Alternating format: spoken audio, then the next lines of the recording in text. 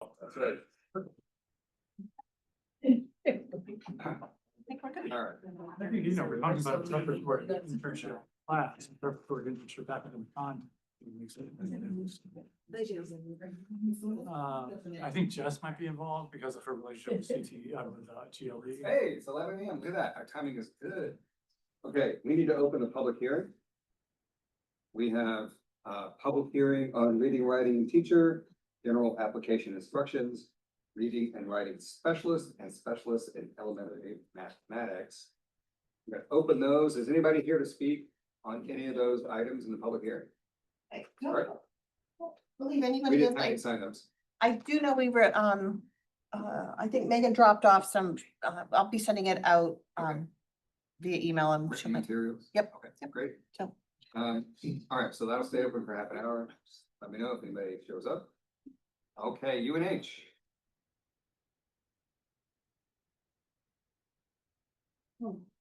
Did we vote to seal the minutes of the Oh, non-public we should do section? that. Motion to seal the minutes. Anybody? For each, Yeah, for both. Yeah, of the whole non-public I'll session. second that. So the motion is to seal the minutes for the non-public session, which includes both items in the non-public session. Roll call. I'm just gonna do this. Aye. Aye.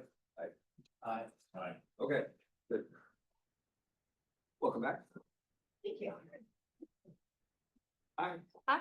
Laura Stone King, Administrator for the Bureau of Educator Preparation and Higher Education. The UNH one was purely a mistake on my part in the executive summary from last month. So the action I'm requesting is just to help correct the record so that the official approval is in the minutes. That the elimination should apply to the Earth and Space Science teacher and science teacher for 5-8. You have a motion? So we scroll down to the motion. And I apologize. That's all right. Thanks for coming back. Great, this is rare. Yeah. That happens. What happened? My daughter's going I'm through kidding, I'm chemo, kidding. so I've got a little bit of some wonky brain. Yeah, it's, So that might have, yeah, no, it's all good. All good. so I apologize. No, it's okay. A lot to get through to get to the. Audit, which is the important thing. I'm sorry. Audit, which is the important thing. I own it. Yeah, that's good. You know, it's the. Here we go. Yeah, UNH. Here we go. I move the State Board of Education approves the corrected record reflecting the elimination of the Earth and Space Science teacher for grades 7 through 12 PEP and the science teacher for grades 5 through 8 PEPs effective December 30th, 2025 in accordance with 602.16 E and 602.17. Second. All in favor? Aye. Thank you. I hope you had nothing better to do today. We're outside too, so. Sure.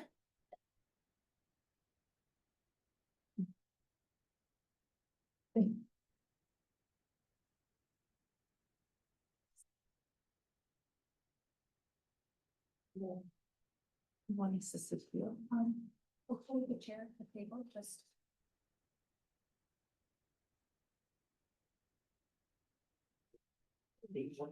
No.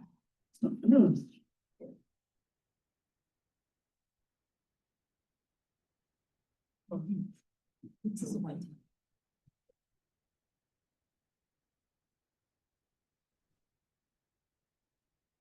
Right, so larger crib. So again, Laura Stone King, the administrator for the Bureau of Educator Preparation and Higher Education here at the department. And we have two representatives from Franklin Pierce University. To my left is Dr. John Swanson, who's the Director of Education and an Associate Professor. And to her left is Dr. Jack Donnellan, Dean of the College of Liberal Arts and Applied Sciences. Social sciences. Social Sciences, oh, so close. And then we have the two Council for Teacher Education chairs, Dr. Catherine McCurdy and Dr. Tanya Sturts, UNH and Keene State. And then Nick Marks, who when we started the review was actually at what was Granite State College, and then has offered to stay on as one of two of the co-chairs for this particular conditional approval and then the focused review. So Dr. Nick Marks. So with that, we finished the focused review and had a one-day on-site, and then we have our recommendations for moving forward. The team, the chairs and the department made a recommendation for one date. CTE overrode that and recommended an additional 1 year from that recommendation. And so we have here before you 3 action items needing your approval. Any questions? No, I appreciate all the work you guys put into this, everybody. All right, go ahead. Go through the possible motions, part A, B, and C.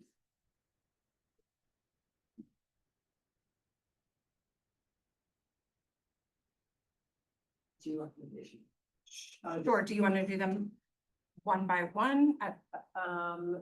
So possible motion, part A states, while the 2025 focused review concentrated on the unmet administrative rules standards from 2022, it was noted that Franklin Pierce University's PEPs have not yet met the requirements of disposition requirements enumerated in ED 604.01A, B, 2, B3, and B, and ED 604.04C, ED 606.03A and 4, and definitions ED 601.018 K, N, and U. This review team recommended. I'm not sure that that's the actual. Is the motion part C? Yeah, I think the motion, correct me if we're wrong here, you have this, Laura? On page 2 of 3 on the executive summary. That the appropriate motion would be part C. It's 3 parts. So it is 3 parts. We were looking for guidance from the board. It's hard when you are doing a focused review, and one of the things we encountered as we discovered our current rules are silent on the outcome of a focused review on what to approve. So it defaulted to conditional approval, full approval, non-approval. Right. However, when the team was there were a couple things that had popped up that through documentation were of concern, especially given the state law changing with criminal history record checks and then dispositional requirements through program assessment. So we're asking the board to provide guidance as to how Franklin Pierce can move forward with those 2 elements, and then the review recommendation from the focused review. So we could move forward with part C. The board so elected to move that. Yeah. Then we can get into the discussion of part A and B as to what the next steps would be. I would say. Alrighty. How I Well, read it. right, so I think that's what would be the discussion, says the board. You know, like it's appropriate to move to C, to just go ahead before the full approval. Or do we feel like they're short of what we want to do there? What? So, Your proximity to the circumstance, the items that have not been met. How pervasive are they? So from actually, I'll let Nick, if he wants to discuss the dispositions piece, and where Franklin Pierce was with the dispositional assessments. And then I could speak to the criminal history record check and the change in the state law with that. Great, thank you.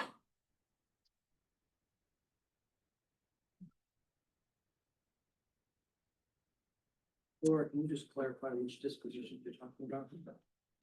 Sorry, I'm lost here. That's okay. I know we had the issue with the criminal history records check. So there's an ED 604 and ED 606 and 601.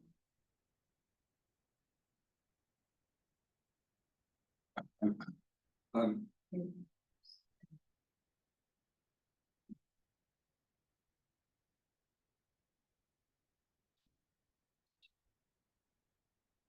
Keep going. Yep. Keep going.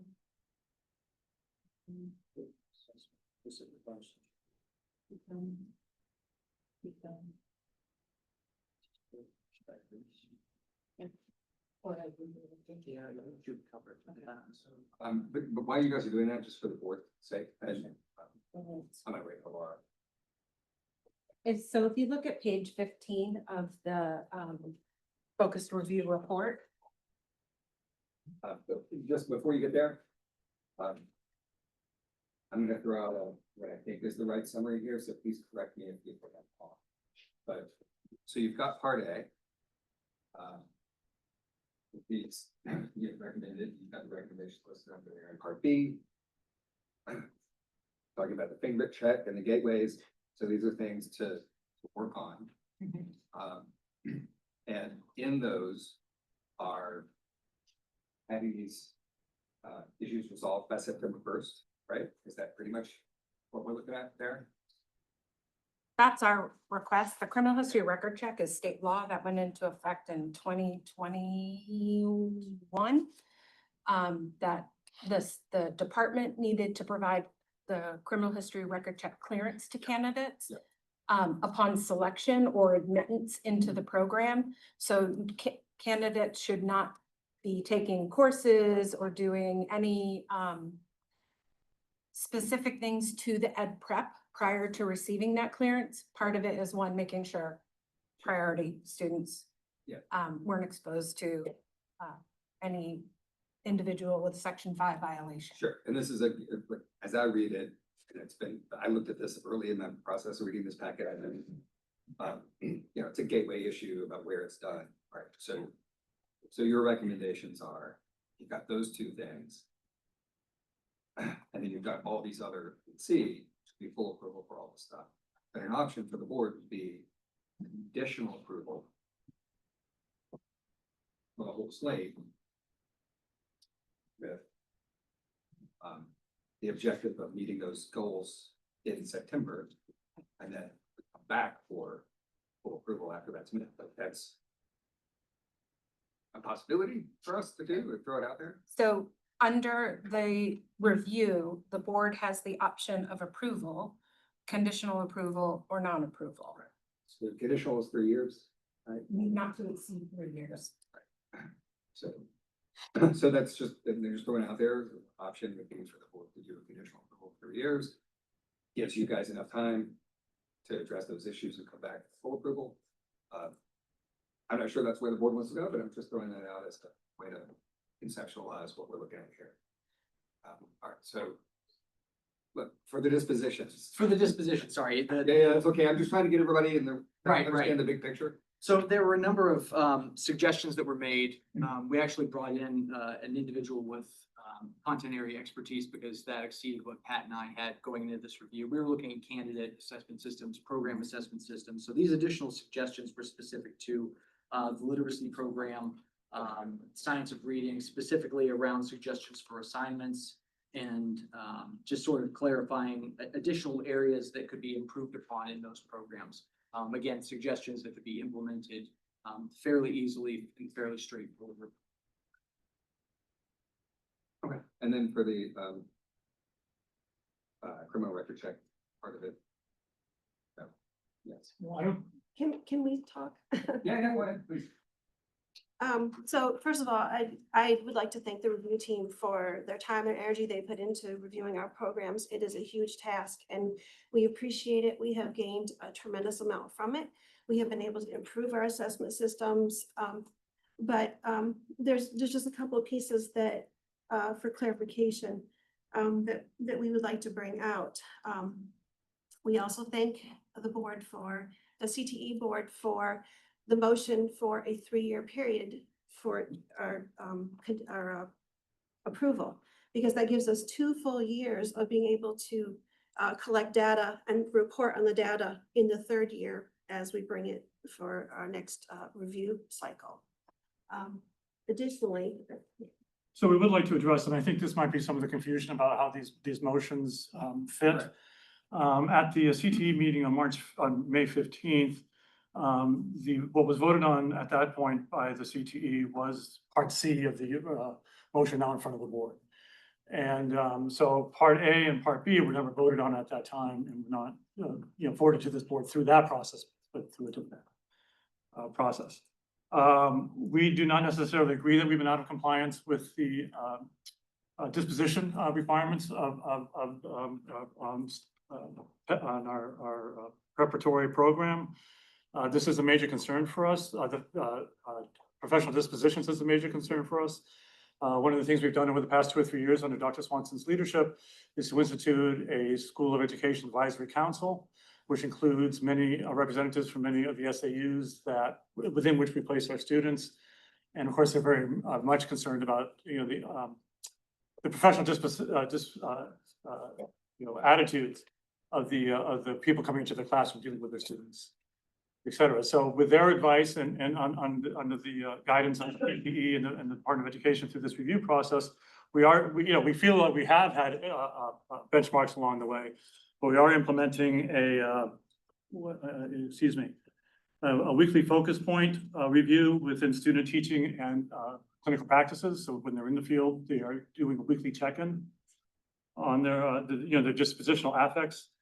And also a midpoint semester review. We have a dispositional requirement of 14 different points: respect, appearance, promptness, et cetera. And that gets reviewed at these different times, in addition to the times that were already in place up to this point. But we're more than happy to do that work by this September. I think the work's already been done by the September 1st deadline, as recommended by the part 1 of the motion. Part 2 of the motion, we take very seriously the responsibilities that we have as a teacher prep program to make sure that, our students are checked, vetted, safe in the school districts within which we place them. We are more than willing to take over, to take the suggestion again from I think this is part 2 of the motion, of the proposed motion, to move the background check, including fingerprinting, from what we now have as Gateway 3 in our gateway process of people going through the program into Gateway 2, which is the recommendation as I read it from the executive summary. So we do not. I want to emphasize that we do not place students into their student teaching without a successful criminal history records checks, including fingerprinting. We are more than happy to do that earlier in our process to meet state regulations. Yeah, I think that's one of the concerns is that how long, since it's a statute, we won't feel like we have a lot of wiggle room here. So is September 1st? We've already instituted the move from Gate 3 to Gate 2 is already in for our 25-26 catalog. Okay. So that means anybody coming into the program this fall gets it at that appropriate gateway, right? Is that what that means? so first they declare a major as a freshman, but they're not accepted onto the licensure track until they fill out an application to be accepted into the program, which happens in the sophomore year. And we currently do not accept anyone without their background check. Including the fingerprints? Yes, Yes. yes. Can't do background check. Yeah, that's what I figured, but I just want to be clear. It just, from looking at our gateway chart, it probably looks confusing, but it happens simultaneously. So we've changed the order and we put it into the second gateway. So Laura, is it and I'm sorry to we rely on you a lot for this stuff. Sure. So So- I think some of the challenges that preceded Joan's work, which I do want to say Joan has brought, I think, much of the Franklin Pierce processes into the 21st century. They had a lot of pen and paper processes as opposed to electronic, et cetera. And so she's been trying to right the ship while filling the holes and trying to move the ship forward. I think the challenge, which what we encountered is sometimes their practice doesn't reflect what the documented evidence said. So that's the challenge that the reviewers run into is we can only go by what is given and stated. And if there's that discrepancy, that's where we have struggled. Now, from say 6 years ago to now, the gap that Franklin Pierce had Yeah. has closed almost completely. They are close to being there. It's, you know, like when we were there checking the criminal history record check with what's in EIS and candidates who've been in the program for 2 years had just had. Right.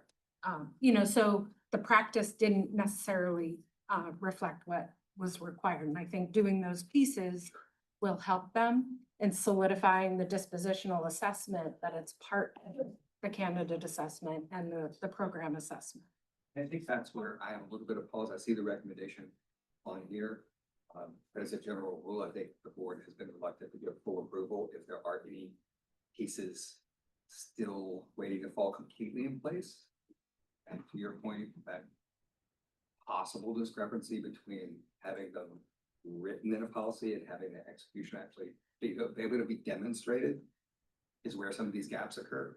And so, I agree, you know, you guys have come a long way since years ago, a long way. You know, I guess I just have a little bit of hesitation for that full approval, given there might be a few pieces there we're just not 100% sure nailed down. Does that make sense?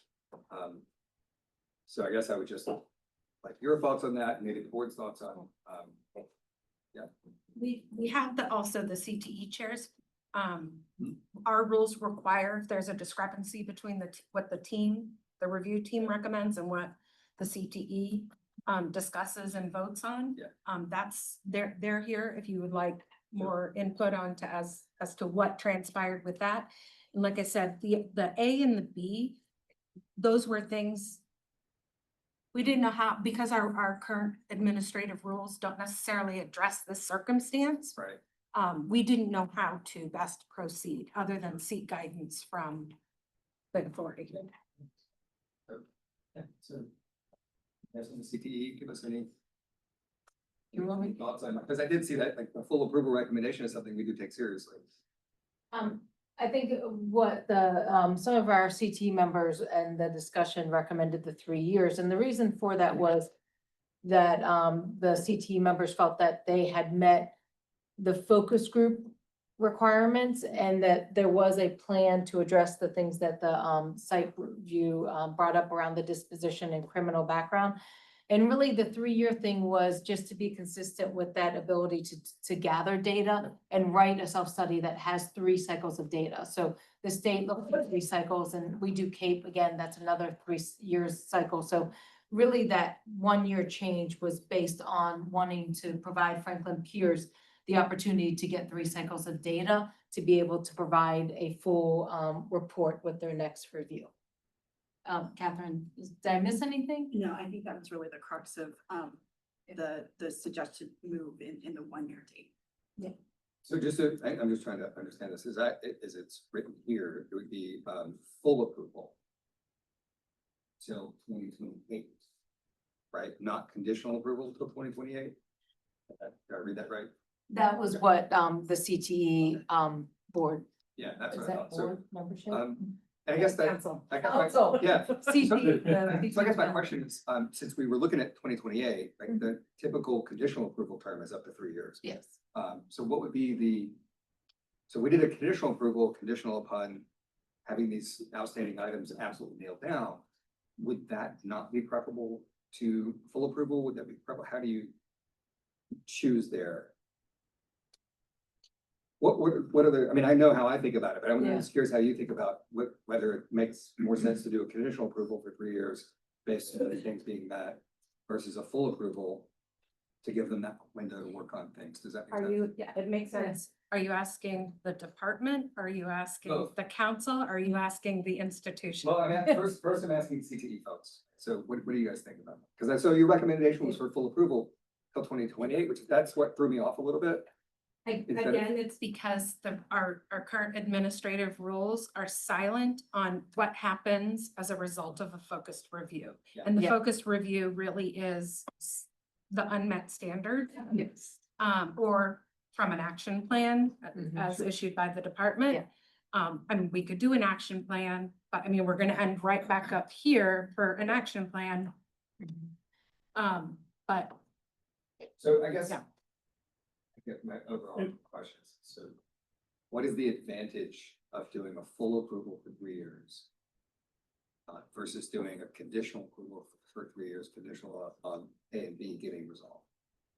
It makes a big difference to the university, whether we're considered unconditional, you know, for the public looking in, whether unconditional or on full approval. And the review team said we met everything, you know, that had been focused upon the assessment systems. And even prior to that, all of our programs met everything except for the assessment system. So that was brought up to speed. And then CTE did not vote on those other two things because they were taken as suggestions. They weren't even discussed in the CTE meeting. And when we had our exit review, they were not discussed. They were only brought to the CTE in the executive, in the report to the CTE. So we have not had time really to respond other than right here. I mentioned it at CTE, but there was no comment. So we do not feel like we're out of compliance, but we are absolutely willing to do more diligence in those areas. Absolutely. I have a motion, might suffice. Well, I want to make sure we've heard everybody's thoughts on the conditional versus the full, right? So- And I will say that, for the council for teacher ed, the report that came in recommended full approval. And the only thing that we changed was adding a year to provide the 3-year cycle. So I just want to, I think from the council's, point of view, we did discuss some of the concerns in the plans. And I would add, we did have this discussion that where our rules fell silent, which causes. We have our homework to do to remedy this moving forward from the department. Yeah. And that's why, we're seeking your input now because I don't have a set of rules that say if this, then that. Right, and so that's something so That's my homework now. Yeah, and let's flag that and let's talk about Absolutely. how we should address that. We find similar issues in the charter school rules. No, so we know there are some gray areas out there that we need to take care of. So you're comfortable with the full approval until 2028? Is that something the department looks at? Is it 2029? 2029, sorry. Our recommendation, the two co-chairs, so Dr. Marks and Dr. Corbett and myself, our recommendation was full approval because they had met and we had lengthy discussion. Like, what do we do? How do we do this? Do we consider it? Do we not? And that's why we separated it out. Was they have met the unmet standards from the previous conditional approval. So we wanted to recognize they have done that work. So our recommendation was full. The 3-year cycle would have been this year and 2 years. That's why we had recommended 2, so. And so you guys are saying 29 would be your preference, right, to add that year on? Right. Yours was for 3, then CT's was Ours for. was for 2, CTEs for 3. Yeah. Gotcha. Okay, All right, allowing for the CTE recommendation, the State Board of Education moves to grant Franklin Pierce University full approval for the 7 BA MED and licensure PEPs through August 30th, 2029, with the expectation that unmet dispositions and criminal background checks will be met by September 1st. Second. okay, all fair. All right, thanks for the discussion there. That's. Do you want that evidence brought back here or do you want it just to the division? To us. Okay. Okay, thank you. Thank you for your time and dedication. Yeah, thank you guys. Thank you. It was sometimes hashing these things out in public is a little confusing, but we just want to make sure we fully understood what we were doing there. All right. Thank you. Thank you.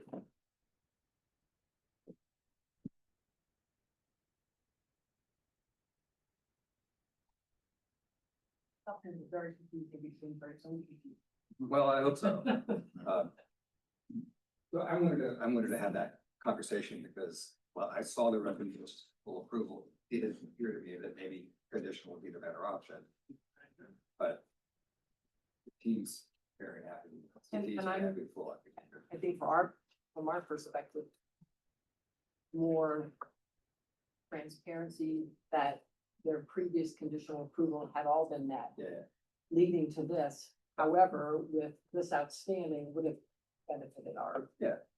I would have been reluctant to go 7 years for that full approval, so doing it. The 3 is good.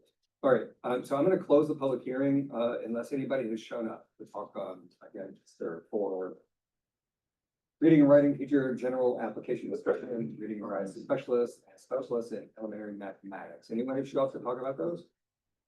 Okay, I'm gonna close the public hearing. Those rules. So I'm also going to just get slightly ahead here, and propose to table, Alton Dance Academy. I just had some questions about this application. I want to learn more, so. But we'll follow up with you. Yeah. So can we just do a motion to table? Yes, make motion to table the Alton Dance Academy new application for the Learn Everywhere program. Second. All in favor? Aye. All right. So we have the, PAGS monitoring process. Do we want to Janelle is here. do that?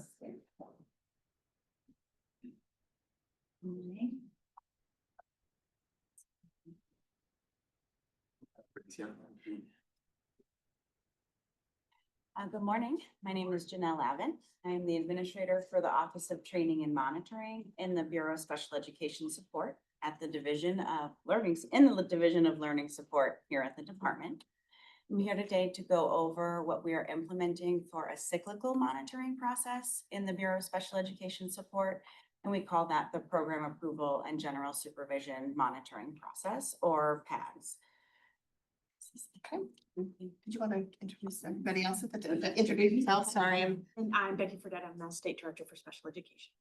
Melissa White, Division Director for Learner Support. Very nice to meet you. Thank you. Okay, hold on. Okay, thank you.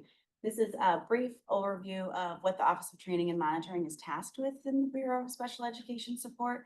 We have an Office of Finance and Data, an Office of Special Programs. Office of Training and Monitoring is responsible for what it sounds like. We are responsible for monitoring all of our special education environments across the state, as well as providing training and technical assistance to those who work in those programs or schools. May I ask how big your department is? Or how many people? Yeah, so in my office, we are 9 total, and then the larger bureaus, 24. Thank you. So here is just the statutory requirements that we followed in building this process and what it would look like, ensuring that we align very closely, of course, with the federal code of regulations, and then our education rules at the state level, and then the standards for education of students with disabilities at the department level. Here's what OSEP requires states take into consideration when building their general supervision system. So when we built this, we really relied on what the federal government has put out for guidance to states when they are building what their cyclical monitoring process is going to look like. So we made sure that we align each of our components of the monitoring directly back to what a federal requirement or the suggestion from the Office of Special Education Programs at the U.S. Department of Education provides for guidance there. Here's just some more about what the cyclical monitoring is required to do. We are looking at 178 districts or LEAs over a 6-year cycle. And again, ensuring that they are following all of the required federal, state, and department level regulations. Here we have further clarification about what a general supervision system should include. Again, taking it directly from the U.S. Department of Education Office of Special Education Programs. They state here that there are 8 components that need to be included in a general supervision or cyclical monitoring process. And this PAGS process has incorporated all of those requirements into one nice cyclical monitoring process. It's another visual of what those components are. So we work in our integrated monitoring activities. So all of our other monitoring activities in the Office of Training and Monitoring beyond just the cyclical monitoring. Then we're looking at all of our data on processes and results to make sure that what we're doing is, of course, improving outcomes for students with disabilities and also providing support and technical assistance to the districts at the same time. We have our state performance plan, our annual performance report, where we report to the federal government each year on how we are performing in each of those areas. And then we have the fiscal management component, which I'll talk about. We bring in information from dispute resolution processes and make sure that each time we're looking at an LEA, we're considering that information as well. We offer targeted assistance and targeted technical assistance and professional development throughout the entire process, and not just when they're in the monitoring process. They have access to that at any time. We review their policies and procedures and make sure that they are implementing them appropriately. And then, of course, we have corrective actions if there is non-compliance. This is just an overview of what we did for some stakeholder engagement to make sure that we were getting feedback from the field and the people that this was going to impact directly. So of course, we started internally and we looked at our, within our bureau, providing information to the LEAs directly. We did that across 2 information days where we invite all LEAs in to hear the information and provide feedback. Of course, we have the district leadership staff, so the special education administrator level. We worked very closely with our parent information center to make sure that this is also going to engage families. We had presentation and follow-up Q&A with our state advisory council when they were in place. And then we also collaborated with the New Hampshire Association of Special Education Administrators to make sure there was nothing that we were missing or overlooking, specifically their monitoring and compliance committee that looks at monitoring and compliance specifically. And then we're working with federal technical assistance providers. So we made use of them as well and ran this through them to see what they thought we might be missing or that we want to include. We kind of got the green light from them. They look forward to hopefully sharing this with other states who are trying to build this process. And then we were able to present to our lead at the Office of Special Education Programs at the U.S. Department of Education in preparation for us going through our own monitoring of our own processes. We kind of folded this into that, took advantage of their assistance. These are the components of the cyclical monitoring process and what we look at. And I'll go through each one of them. So in this first component, we're just trying to get an overview of how the program is structured, the special education program at the LEA level. So we want to know who are all of the staff that work in the program. We're verifying that all of the staff have the appropriate credentials for where they are assigned in the program. And then we're also looking to make sure that their policies, their procedures and forms align directly with what the requirements are. We also ask them to provide us with a narrative of their program and how their special education program works in their district. We want them to focus really on essentially how are you communicating with your families and how are you using your data to continually improve your systems to improve outcomes for students with disabilities. The next step that we look at here is what we call the indicators and data probe. This is where we collate all of the data that we have access to at the department, and we look at what is their data telling us. We then provide them with visuals of what their data is telling us. We give them a narrative summary of what the data is telling us, and then we ask them to come up with a plan for how they want to look at that data and make determinations about if there's something they want to do based on what that's showing. Typically, we're looking at proficiency gaps. And also like graduation dropout rate type information. Can I interrupt? And the data, it says these data sources may include parent interviews, so there's no requirement. There is not, but there is a component here specific for parent feedback. So you'll get to see how we bring parents in and ask them their experience in the LEA as well. This next step is looking at their educational environments. So we have the responsibility to review and approve or deny every space where a student might receive their special education services in the district or program. So here we look at what we have on file, on record for that LEA having for educational environments, like a self-contained classroom, a resource room, or an early childhood preschool program. And we will go and make sure that what they are operating aligns directly with what they're approved for. So if we find out that they have something that they're not approved for, we address it. If they want to create something that they currently don't have, we also address it. And if they need to get rid of something they're no longer operating, we can work that with them as well. The next component here, we're looking at those students who are parentally placed in a private school where the LEA for the geographical area of the private school becomes the LEA, where every other time it's the location where the student lives.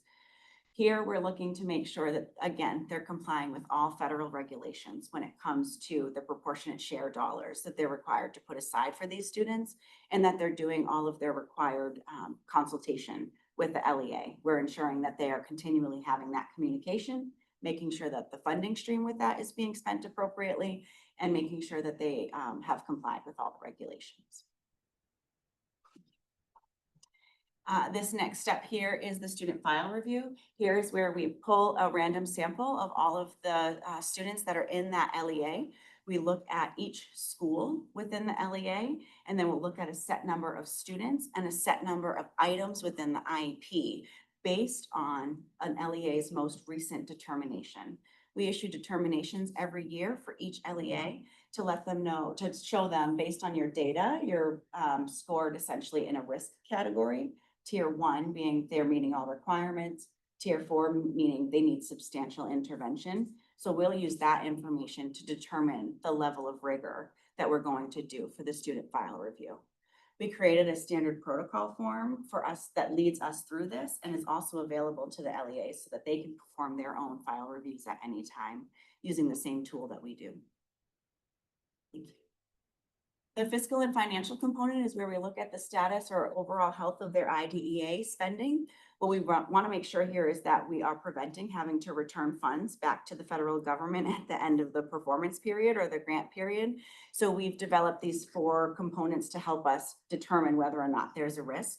The first is that they're reporting monthly on every single activity or even non-activity for that month. They're required to report to us. Then we look at a certain point or set point within that grant period, they should have spent down X percentage of their allocation to reasonably ensure that they'll be able to spend all of the funds by the end of the grant period. So here we're looking to see, are they meeting that percentage of spending? What, if you have this data, is the average grant monthly reporting, the LEAs? What percentage of LEAs actually get the reporting into you monthly? The majority of them, I would say. So I'd say we're definitely like the 65% and higher range, but we do see common misconception that if there's no activity in that grant period, they don't have to submit a grant report. Or we also look at timeliness of that submission. So they have 10 days into the next month and they might miss that 10 days, which means they didn't timely report as well. So those are the common examples. You're welcome. So I had a question about that as well. Sure. So just want to get a better understanding of this spending rate. So Yeah. just help me understand. Sure. This appears to, I know the legislature is dealing with special ed funding and the governor's putting in a bunch of extra money for special ed funding. The way this is presented, it seems to indicate that the direction from the state, maybe from DC, is you have this allocation, you must spend it. Rather than, so that encourages districts to spend everything, not necessarily to find effective treatments or interventions that might work more efficiently so that they can find savings. So can you talk about that a little bit? Sure. Am I misreading that? No, I appreciate that feedback. And I think the next 2 items that we look at will help address that concern. When we look at what the intent to spend is, there is a point in the grant period where we say to the LEA, do you believe that you're gonna be able to spend all of those funds down? And they're able to say to us, no, actually, I don't think we're gonna be able to spend it all, and we'll take the money back and redistribute it to other LEAs. So they do have that option at a certain point to say, you know what, we recognize we're not gonna spend all of our allocation, and that's totally fine, because we want to be able to take the money back and redistribute it. Where if they get to they do their intent to spend and they say they're going to spend it, but they don't, then we do have to return it. So we go into that saying, it's okay if you don't spend all of your money. Don't try to find ways to spend it, make it meaningful. It seems like, I appreciate that. It just, the way it looks like the pressure or the incentive, not pressure, but the incentives are, you should find a way to spend this all, because if you don't, it's gonna be taken back. Does that make sense? And so through a completely different process. Yeah. Through the grants management system, we look at every single activity that they use their federal funds for. So they will submit to us, they submit their federal application for their funds, and they tell us, and there are certain requirements that they have to have. And then each activity that they submit to us must meet all of the federal requirements for what is allowed to use your funding for. So we have reviewers that will look at every single activity and say, that's not allowable. We can't let you use your funds for that. Or yes, that is an allowable expense and you can use your funds for that. So we do have this other mechanism in place that we're making sure that they're spending their funds on the things that they should be spending their money on. And that they're using it in the way that it's supposed to be allocated. Sure, let me just clarify. I think maybe we're missing, so I think Drew is asking a little bit of a different question, and I think it's a legitimate, It's a little bit. yeah, it's a little bit different. It's a legitimate concern. So you're describing kind of, we're trying to make sure that when they deploy them, they're deploying them effectively. But there is probably a whole of government approach, which is it's frowned upon if you're returning federal funds, you didn't use your funds. So you're gonna have some parent in a school district who's saying, my kid didn't get these services, and then that same district is gonna be returning thousands of dollars so that say you didn't even use these grant funds and my kid didn't make progress. So there is this inherent tension of the return of federal funds is not perceived as a positive thing. Right, but also, I guess, part of what it's getting at is, so, so if I think ultimately what we want to be focusing on is interventions that work, right, for a particular student. And there are lots of, so for any given need for services, there may be multiple services, and some of them might work better, some of them might work less well for an individual child. But I think the district's focus should be on finding the thing that works the best for that child, right? While also finding the thing that is cost effective, right? So there could be a couple of interventions, and if one of them costs a lot more, it seems like the incentive is find the one that costs more so we can spend the money down, so we don't lose the money. Does that make sense? Follow up to that, you Yeah. mentioned before that you have conversations where if you're not using the money, you can give it back, and we've taken money back and given, how often does that happen? So we do that every January. We will send them a letter of intent to spend that says, this is how much money you have not budgeted, this is, or have not allocated. Are you intending to spend these funds? And if not, or do you need to have a conversation with us? Do you want to talk to us about it? So every January, we let every district know how much. My question is how, It happens not just for the IDEA, but across all federal grants. correct, I guess for this, How my question is, frequently are they how returning? often does it get returned? Because that could also be a trigger to go out and spend it. Right.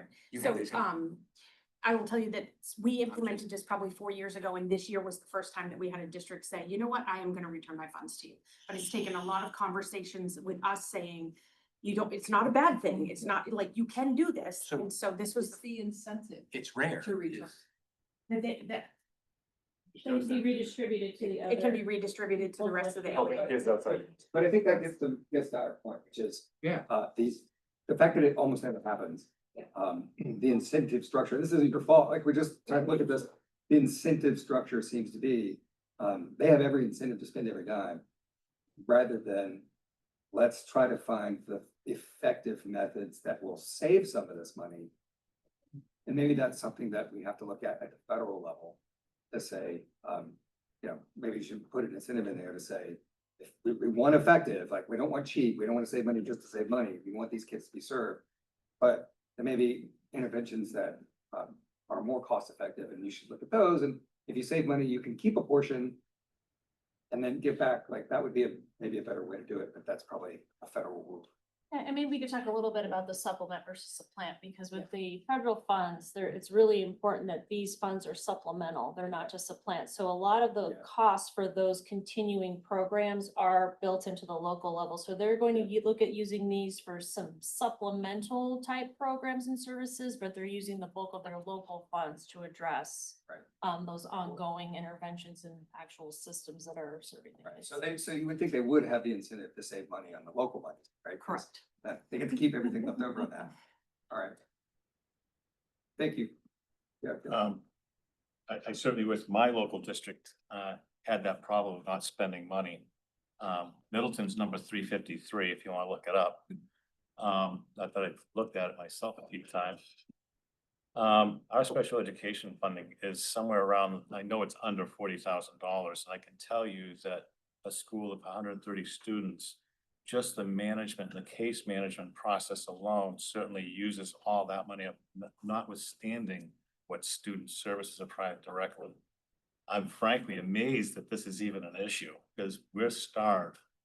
It certainly doesn't meet the bar of 40% as originally instituted back in the 70s. I know that's gone to the wayside of federal funding, but I'm in total agreement with what you're indicating, Drew, as far as, spending the money properly and effectively. I certainly welcome some of that money getting shifted over to Middleton if they want to return it back to the SEA. Well, they can apply when we do the reallocation. I'm gonna be sure to let them know that. Thank you. The last component here is looking at their first in, first out, compliance with first in, first out spending. So really making sure that they're spending down their oldest pot of funds before they start dipping into the new one. This next component here, second to last component, is the classroom observation. We take the information that we gathered when we looked at their educational environments, like their self-contained classroom, resource room, and then we go out and physically look at that and watch to make sure that they have a student in those environments receiving the services that are written out and identified in their IEP, that the person providing the service has the appropriate credentials to provide the service. So really just going out and physically seeing to make sure that what's written in the IEP is what's actually occurring in this environment. Those are random? Are they random? Yeah. So we'll use, when we do our random sample for the student file reviews, as we're going through that, we'll pick as we do this one will be the one that we go and do the observation on. Sometimes we have to switch it depending on what day we're going to be there and what student is there receiving the service at that time. But as long as we see a student receiving the service in that environment as it's outlined in their IEP, then we're able to say they're implementing that. Your visits are a cold call? So we try to schedule them. We do, was that the question about? If it's cold call. If we just show up. Oh, yeah, we try not to visit unannounced unless something's really going on that we're concerned about. And we're like, we need to come in and see this. So we do our best to schedule with them, but we do propose what date we're gonna come, and we kind of say, this is the day we're coming. Make sure that, that we're able to see what we're coming to see. Can you give us just a general take on what you find in these things? I mean, how often is the IP being followed to the T? Yeah, so typically when we show up, they are providing a service as it's outlined in the IEP. And we tend not to have any issues here where we're saying, they're not doing what they're supposed to be doing. But also while we're there, we're able to look at all of the environments that they're providing services in. So then we kind of are able to put our eyes on each of the locations in that LEA where the students receive services. I appreciate that you guys do that. That's really important. Yeah, this is a great process, and we're still kind of, massaging it as we go and trying to make sure that it's meaningful for everybody involved. But this one is exciting because we, of course, get to go out and be with the teachers and the students. So, this is, as far as looking at inputs, making sure that they're all done correctly. What sort of review do we have for the outcomes? So kid gets an IEP because it puts into place steps to create measurable gains. Does the state review any of these, on any regular basis to say, have these kids been made better? So when we do our file review, we're looking at the service logs and looking to make sure that they are first providing the services that are required to be provided. And then we go and look, are the measurable annual goals over time progressing for that student? So first, are they even receiving the services that they're supposed to be receiving? And then looking at what data they're collecting and then following through and saying, are you then using that data to progress the student's IEP? How is that process going? What are you seeing there? We have a lot of work to do around making sure that the data is being collected in the first place. That's what I was afraid of. I was not hoping you'd say that. So can you elaborate a little bit on what? you're Yeah, so first it's just a matter of writing down when a service occurs. And then the next step is really being intentional about what were you working on? Did you collect any data during that service? And then what are you going and doing with that data? Our intention is that we get to do more of the, what are you doing with that data? But right now, we're definitely in that first phase of, let's get people just calculating or putting that data into paper to be able to. So just if I have this right, so looking pretty good at seeing that they have the IEP, they're getting the services, but then on the back end, seeing that they collect the data that you need to measure the effectiveness of the service, that is an issue. So yeah, that step of making sure everybody is collecting data on every single service that's provided, we are seeing a lot of just not. That's not being done. Can you just take it one step further, I think, Sure. which is he's saying relative to these IEPs, each have goals in them. Yeah. You know, relative to the goals, because as you know, we've seen many IEPs where the goals seem to just push forward. Right, Yeah. right. I think that's kind of. Well, then it's two steps, right? So first you gotta collect the data on what this interventions and services being offered. Right. And then you have to see, is that moving you towards the goal? So when you get to that stage, how are we looking there? If you don't have the data, it's hard to assess. Yeah, That's what I mean, like, it's we don't have tough. enough data to decide, right? Yes, I think often what we see is just kind of continuing with that same goal, or we're gonna keep working on it, versus what we would expect to see is you've implemented this intervention, you've had a set amount of time with it, you've collected the data, and then we're able to move to a new goal where we can enhance what we're looking for. Yeah, that's what we Student. want to see. Yeah, So we're struggling with that, would you say? yeah, we're pushing really right now in the direction of, we need them to at least be capturing the data because. And I also reflect, bear in mind, like these guys are looking at it kind of an after the fact. Yeah. Right? So it's sometimes hard, even if you had the data to determine, you know, what does it look like relative to this goal? And the IEP team has a lot of broader heuristic experiences about how the kid's performing in school and stuff like that. So it could be appropriate based on that data set to, like, it's hard to come in later and second guess, like, no, you should have changed that goal, I Right. guess, is maybe. We I mean, do provide sometimes those it's obvious, but feedback. sometimes it's not quite so easy. No, I agree with that. I Because just there's like like confounding the factors. ability to measure it though, or to, so we do this with charter schools, like we try to tell them when they come in with their charters, like, set realistic goals in your charter. Don't say, we're gonna have all these kids, you know, at 80%, you know, like, set realistic goals. And then measure your Right. progress towards the goal. That's what we wanna see. It's not that every kid's gonna be outstanding. We wanna see them making steady progress. And the same thing with our IEP is like, ideally, you wanna see progress being made to remedy the things that got them on the IEP in the first place, right? So. And so if we have a problem measuring, collecting data from the very beginning, then you're gonna have, it's really hard to say, is this intervention working? Right. Which is the whole point of the IEP. is to Exactly. make sure that intervention is necessary, appropriate, and working.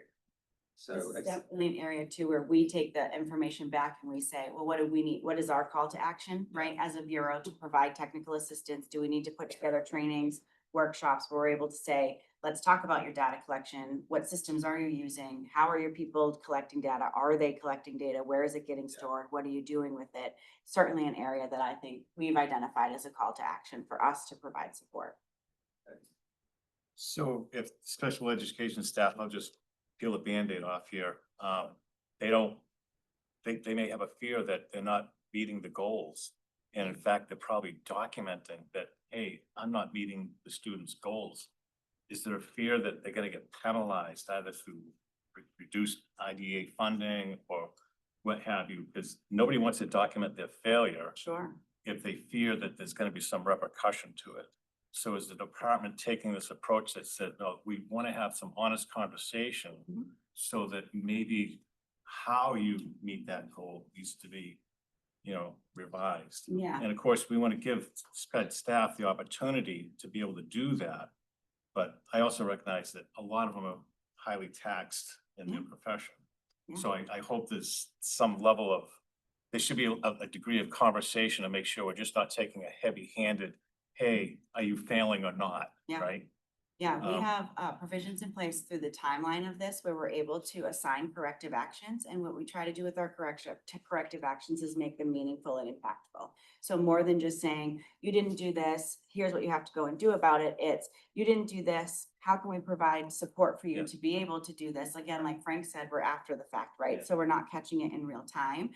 So we're coming at it from the perspective of how do we support you in training your staff to be able to do what you need to do.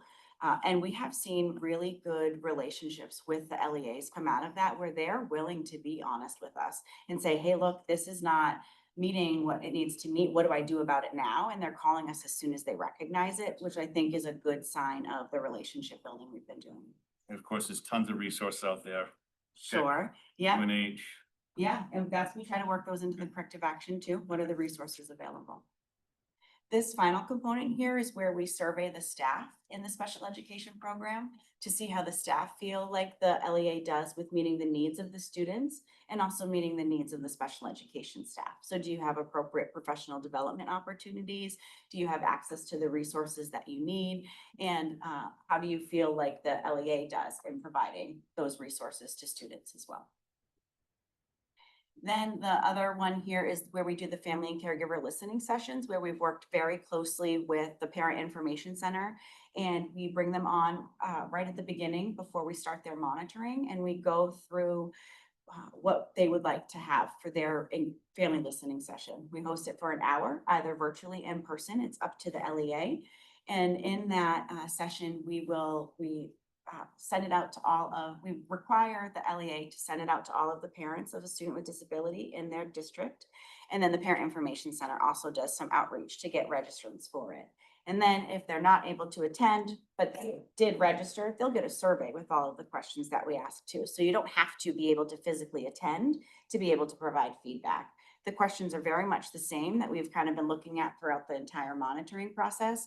How do you feel your district does with family engagement, communication, especially on students' progress?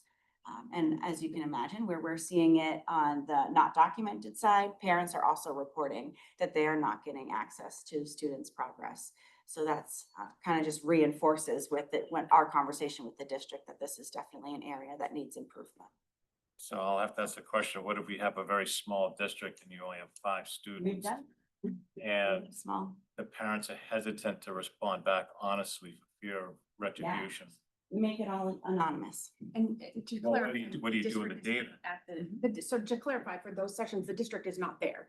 At those caregiver and family sessions, it is just the department and the Parent Information Center. The district is not there. So we try to make it so that they feel very comfortable speaking with us and talking with us. But he's suggesting if the N is so small that you can't So what stay the parent- anonymous. Yeah, you know what the I'm saying? Parent Yeah. Information Center does, they get all of the responses to the survey if they take the survey. And then they also, as people come into the room, the waiting room to attend a virtual session, they'll have them take their name. They don't have to use their camera, what have you. So you can be virtual if you're concerned about that. And then the data that they provide to us is all redacted of personally identifiable information. So the intent is that it is anonymous. But yeah, it's tough we see it in the small towns where they're like, oh, just based on the response, you might be able to identify who that parent is. So we try to look for trends that we provide to the district and not like direct verbatim, this is what someone said. So parents in their 30s obviously are much more willing to come forward. My experience is parents that are in their lower 20s are much more reluctant for fear that their child could get some retribution. That's why I bring it. It's just a human condition. That's good to know. What we do with all of this information is we wrap it into what we call an individualized monitoring plan. And that monitoring plan provides the LEA with all the information that we uncovered essentially or came up with throughout all of those components of monitoring. And then we also put in there their corrective actions with timelines. You must correct this within this many days, as well as you must receive this training, attend this training, do this technical assistance.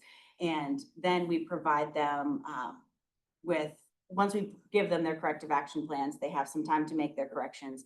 We create a final monitoring plan, which goes through a redaction process before it gets posted on our website. To make sure that we're removing all information, especially if you have a small N size. We want to make sure that we're not putting any information in there that would make a student identifiable. So that goes through a redaction process that's aligned to the division's standard operating procedure for redacting personally identifiable information. And that's everything. Thank you guys so much. That's a lot. Yeah.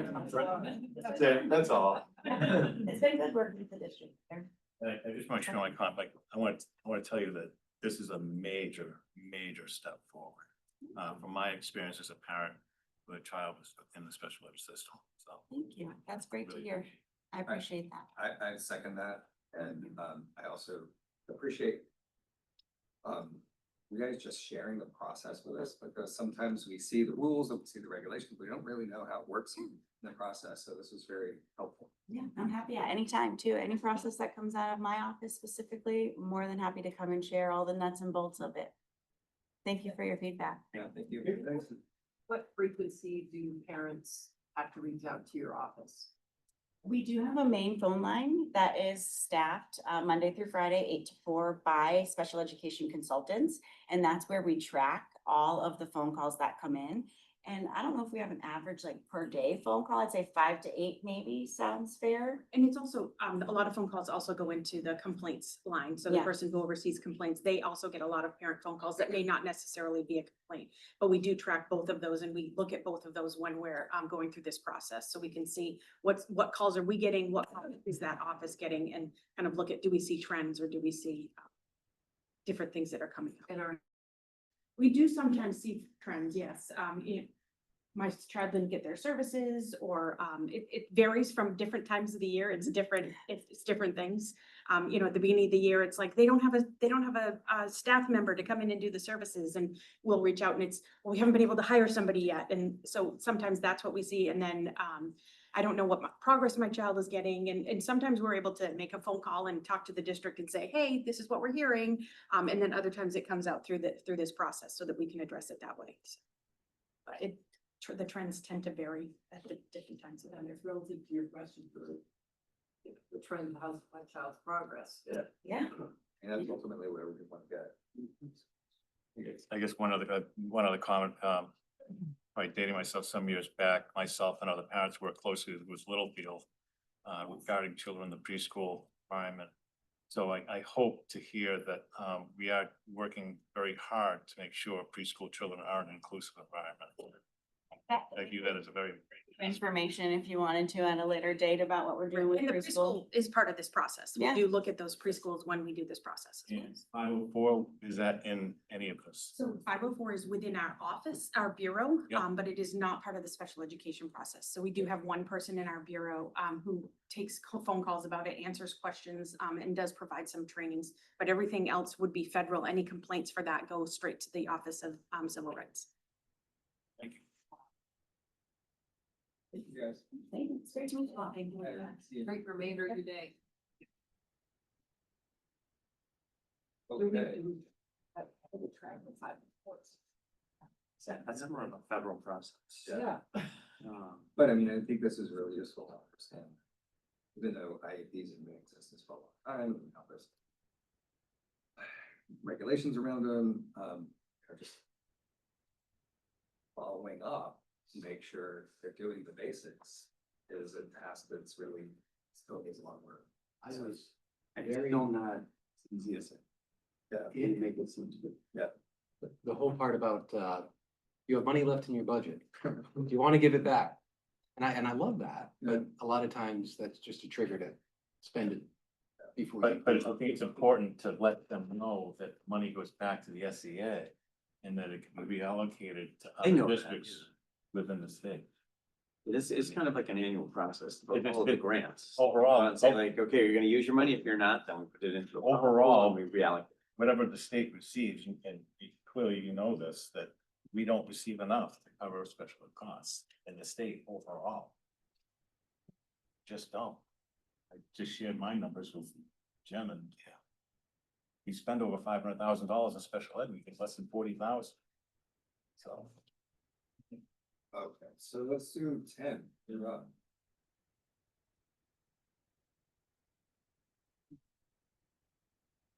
Were there any more public hearings? we had to open? In non-public schools? No, that's. Tim is here. That's where we are. We took all of it out, so. Yeah, we So took, Alton is we not we public. went over Alton, we covered Alton, so we're. Right, but it's not 10 I and got 9. lost in some of that. Tim Carney's right there. Tim. Tim, not Tim Carney. How could it be?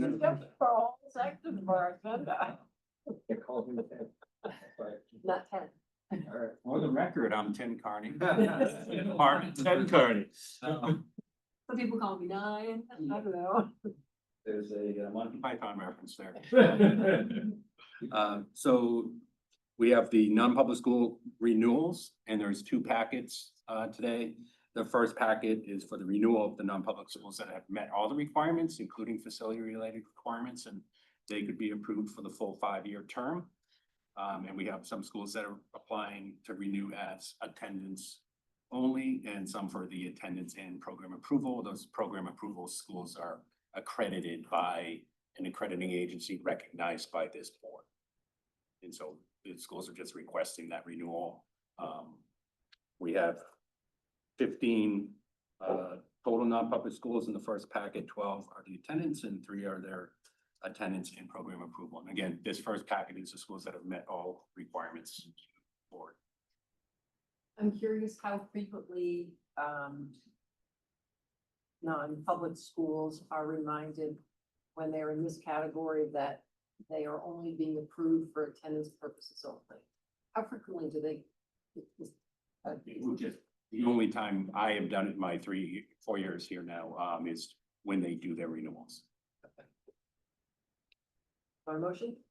I move the State Board of Education accept the Commissioner of Education's recommendation and approve the following schools for attendance approval status for the period of July 1st, 2025 to June 30th, 2030. As a slate from Building Block Commons to US Performance Cap. Second. All favors. Right. And I move that the State Board of Education accepts the Commissioner of Education's recommendation and approves the following schools for attendance and program approval status for the period of July 1st, 2025 through June 30th, 2030, Bishop Brady High School, New Hampton School, and Trinity Christian School. Second. All favors. Aye. Okay, thank you. Is it possible to ask Tim for a little explanation of what the program status refers to? Program versus non-program. Right. Yeah, sure. Can you just elaborate on what a program approval So- encompasses? Yeah, so like I mentioned earlier, so program approval is when the school itself and its program, its facilities, its academics are approved by an accrediting agency such as NEASC, for example, that has been approved by this board. That's how they're recognized as being eligible for program approval, is the simple fact that they aren't accredited by one of those third-party agencies. Not accredited by us, but accredited by a third-party agency. Correct. And we actually put in the letter, if you take a look at the checklist on the back of the AP, as we used to call them, it does say that this is not a recognition that the curriculum is approved by the state board, and the school cannot say that. Thank you for that clarification. I just want to note that I was delighted to read about the schools, the diversity and the depth of courses that they provide. I thought it was great to read that. All right, so, yep, the second packet, these are schools that are being conditionally approved. We have the newish rules, ED 320, which is a facility approval rules that are done at the bureau level. I've now moved over to that bureau. And so we did the facility approvals. And at the facility level, we are permitted to approve based on meeting deadlines for things that schools are not currently compliant with. And so we do hold them to a compliance deadline. We will monitor them, follow up with them. And then at the state board level, the two options are either the full 5-year approval, which cannot be granted because they don't have a full 5-year facility approval, or a 1-year conditional approval, which would be what is being asked for these schools, as it's the option that's available to the board to either not approve or approve all the slate of schools for 1-year approval while we work through the facility. The facility approvals, if they do not meet that, the schools are notified that the school is not suitable for student occupancy. So you can have a school approval, but you can't put kids in the building. So there are two different approvals, and that's how the rules are currently set up. And so for this packet, we're looking to ask the board for approval, conditional approval. So again, 1 year maximum for 19 schools. So again, 15 for attendance, for attendance and program approval. If the board grants the conditional approval of 1 year, as schools in small cohorts meet their compliance requirement on the facility side, they will get a full facility approval from us, and we will likely bring groups back to the board. We're not going to wait until June of next year to bring all 19 forward. As they meet their compliance requirements, we can bring them to the board and get them fully approved. That would be the approach I would take unless the board wants to do something different like that. No, I like that approach. I move the State Board of Education accept the Commissioner of Education's recommendation and conditionally approve the following schools for attendance approval status for the period of July 1st, 2025 through June 30th, 2026 as a slate: Acton Academy through Unity Christian School. Second. All in favor? Aye. Okay. I move the State Board of Education accept the Commissioner of Education's recommendation and conditionally approve the following schools for attendance and program approval status for the period of July 1st, 2025 through June 30th, 2026 as a slate: Hampshire County School through Tri-City Christian Academy. Second. All in favor? Great. Thank you. Tim, I'm assuming these aren't like recurring conditional approvals, or is this this is the first time I take it? Yes, and that's really because of the new ED 320. This is the first year we've had Okay. full implementation of it. And also because the Department of Environmental Services get the lead out program. Yep. Everything had to be done by 2024 of last year, June 30th. So nobody was in non-compliance yet. And obviously they're past that date. So that's where we're identifying that non-compliance. And I'm working very closely with DES to correct these actions and get the schools up to speed. These are reading through, as I do this for a living, these are easily corrected. So And so it's a combination both in our non-publics and some of our public schools as Yeah. well who've just not complied with the lead testing, which is disappointing. And again, I'm working with both the public and non to get these corrected with DES. So they're happy for the support of the department in pressing non-compliant schools to get their work. You'd think you wouldn't want to feed lead to the kids. it's easily attainable. So I always said. And the last one is Seton Academy representatives. They're coming in. They're coming in. Like, okay.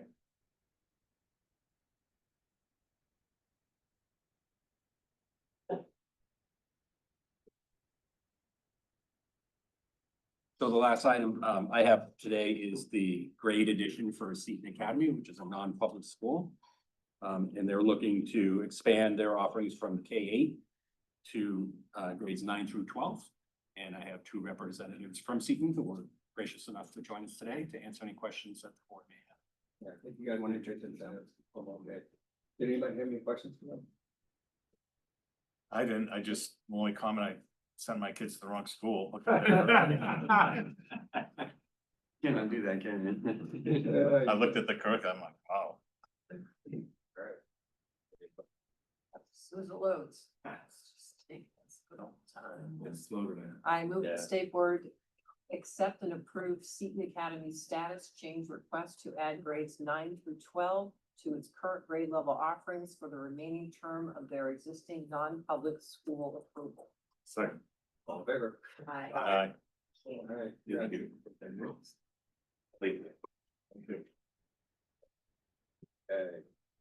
Al, back there? There we go.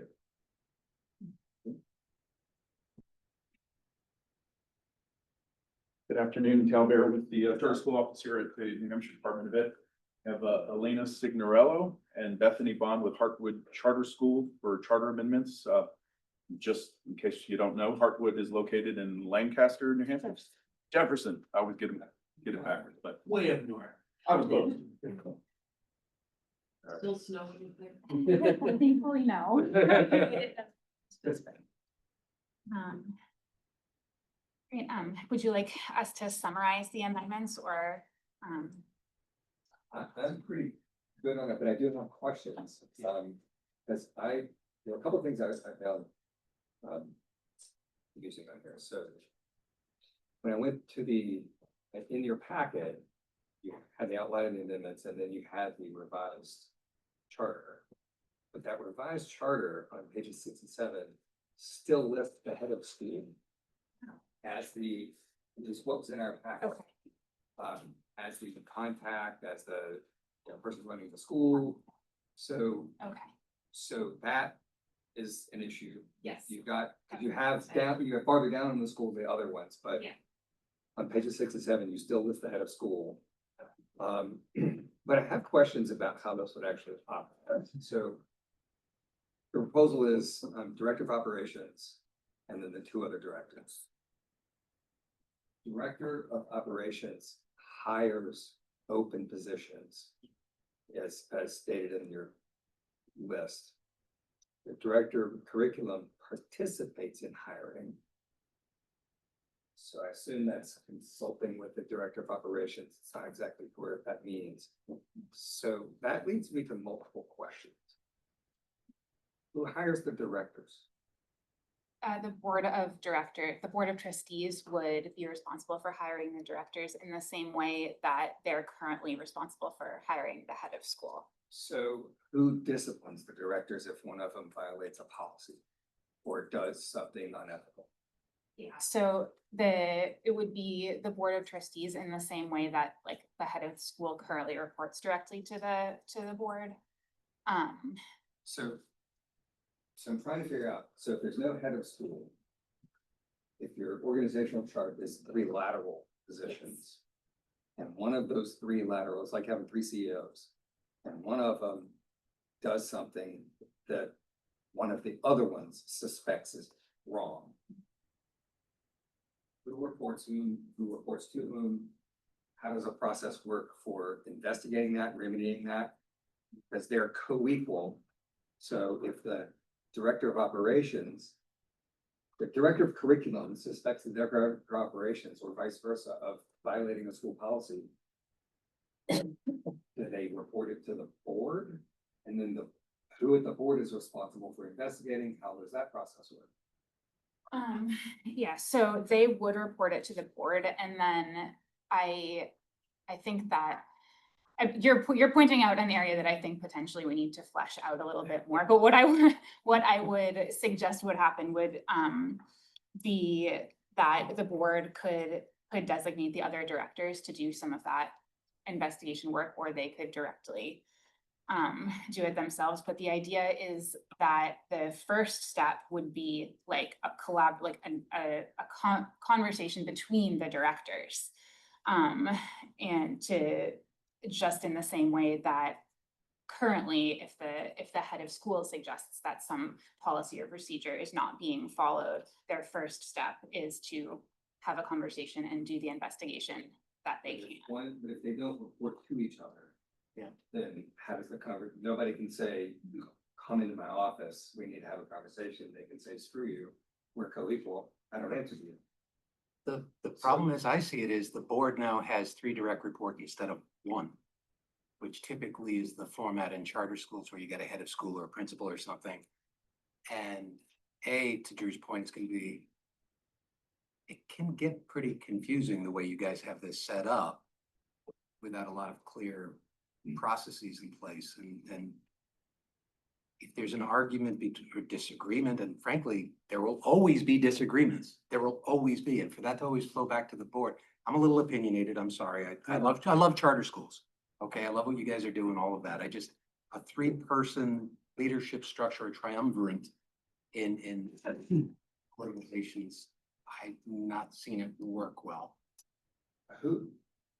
I'm sorry, if you want to respond to that, go ahead. Sorry, I'm sorry. No, it's fine. I was just going to say that in terms of who has the ultimate responsibility within daily school operations, it will be very defined by role in terms of who has oversight for what, who has the final decision-making power for what, based on the job descriptions and the specific areas that each one is responsible for. So like anything related to teacher oversight, for example, or academic standards, all of those sorts of things falls under the director of curriculum and instruction. So if there was an issue, sorry. I'm sorry to interrupt, but as I'm reading through the job descriptions, firing is not mentioned in anybody's job description.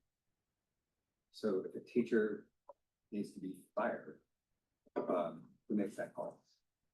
So that would be the director of curriculum and instruction. What if the director of operations disagrees of firing? Then, Because they're all supposed to talk about the personnel. so I think they just have to stick very closely to what is, and maybe that's something that needs to be done is making the job descriptions even more specific, but sticking closely to that anything, it should be a collaborative decision, but if there is a dispute, that anything that falls within each director's specific purview, they do have the final say on if there is a dispute. So what prevents a director of curriculum from deciding that I don't like this teacher and I'm just gonna get rid of them? And there's, the director of operations doesn't have a say.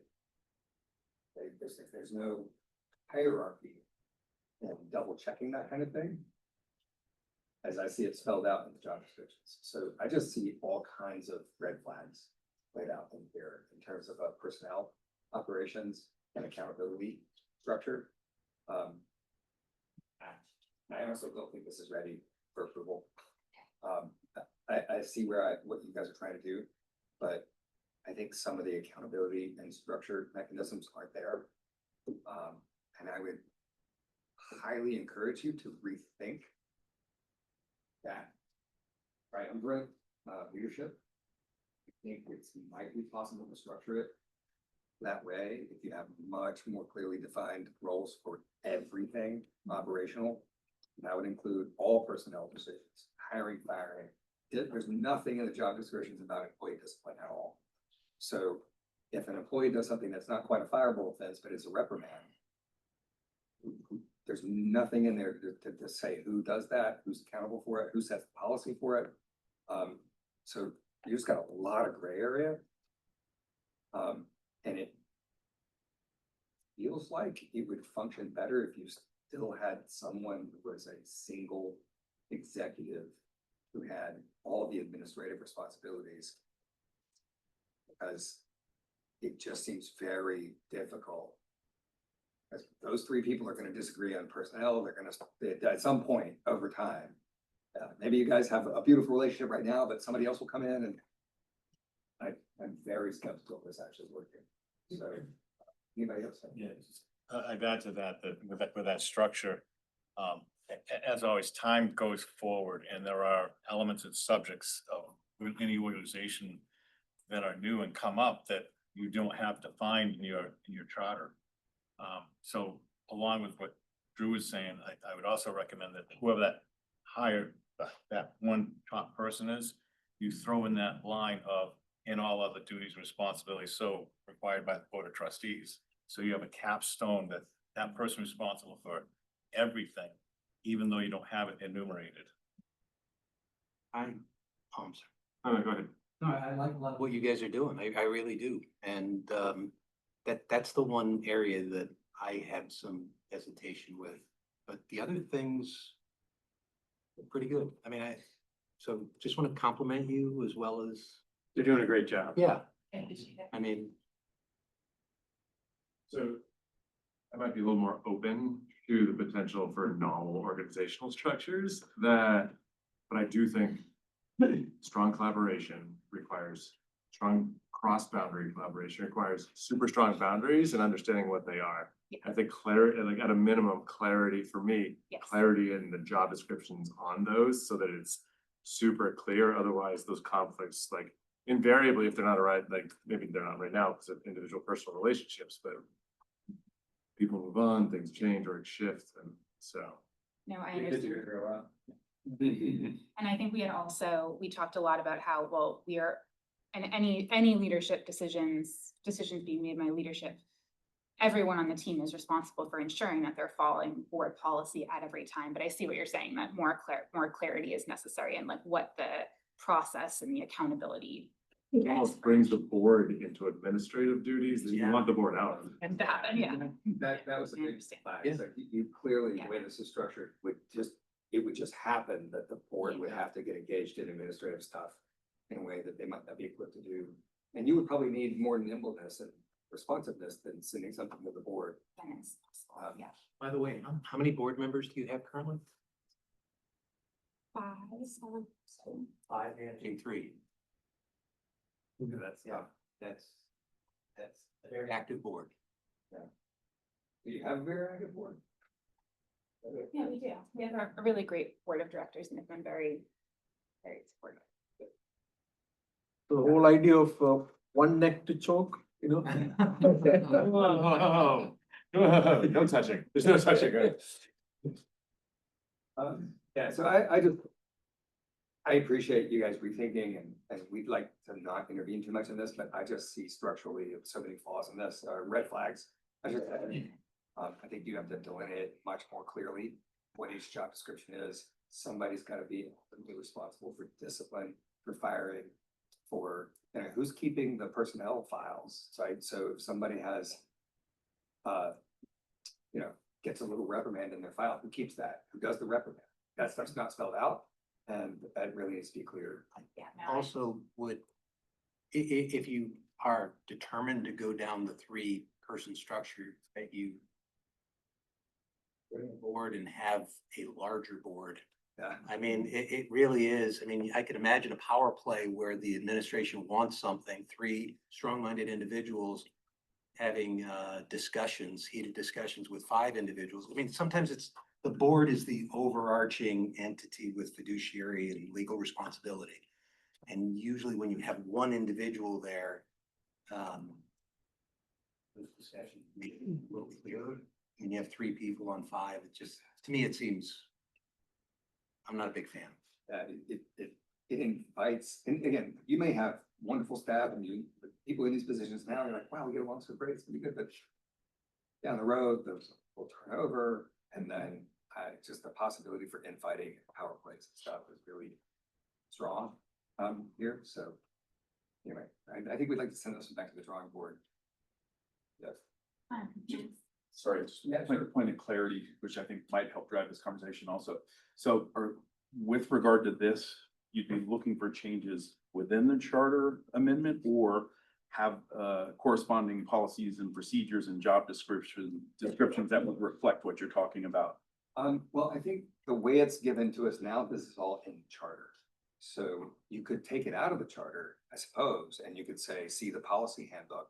Right, that would lay out all that stuff. I don't know that necessarily, I mean, you have to have your org chart in the charter. You need your hierarchy. And that really should be in the charter. Yeah. And then maybe you could spell, I mean, typically they spell out the job descriptions in the charter. I suppose you could pull that out. The only reason I'm suggesting, just if over time policy does change, it's written into their charter and then they're back again. And so I'm just wondering if they could do the org chart and the basic structure in the charter, the policy, the procedure in the. Sure, I think that could work. So do we want a motion that approves their enrollment plans and their curriculum? We could do that, I suppose, if you guys want to break it down. I guess what, does it handicap you, us not approving? Yeah, Not in it. that would probably be simpler for us. And then we know that we're just focusing on the leadership aspect of the amendment from here on out. Well, then I move the State Board of Education approve the charter amendment to include enrollment plans and a refined curriculum for Hartwood Charter Public School. I would rephrase that to say Yeah. approve those portions of Yes, of course. amended charter. So moved. Okay, Second. all right. All in favor? Aye. All right, so those are good. Yeah, we'll see you guys For your when you're, feedback. yeah, I Thank appreciate it. And again, like, we hate to be too prescriptive on this, but. No, and we would like us to be successful as well, so I value all the good Continued feedback, and we will success. take it back to the drawing board and. Thanks. Thank Looking you. forward to seeing you go.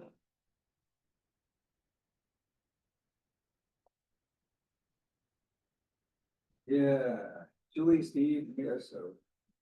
Are you Julie today? Okay. Steve is Julie.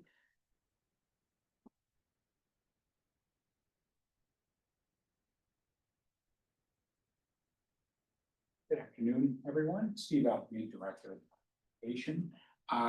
Julie is online if we run into any procedural questions with relation to the rules. But let the chair start.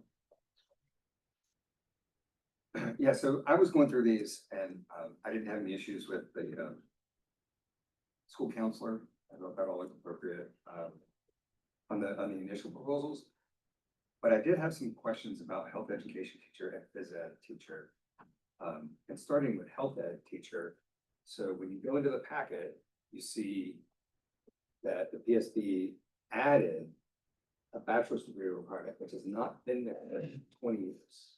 So the position has not had a bachelor's degree requirement. And I think that's because for health ed, it was a standard practice for a long time to have a nurse do health education, and nurses typically have an associate's degree. And so the explanation for the bachelor's degree requirement was unsatisfactory to me as to why it would need to be added in. So my proposal would be to strike that from this proposed rule. For the initial proposal, do you have any thoughts on that? I don't know, would tend to occur, like in a world that's moving towards skills-based hiring, listing the skills that are necessary are far more important to me than that. And I mean, I am afraid that if we, I know we have this legislative issue about school nurses have to have bachelor's degrees, but these aren't necessarily school nurses, so it's health teachers, right? Yeah. So you used to be able to put the school nurse who had it, so those associate degree nurses are still grandfathered, so they could be there, but you couldn't necessarily hire somebody with a great deal of nursing experience in this role.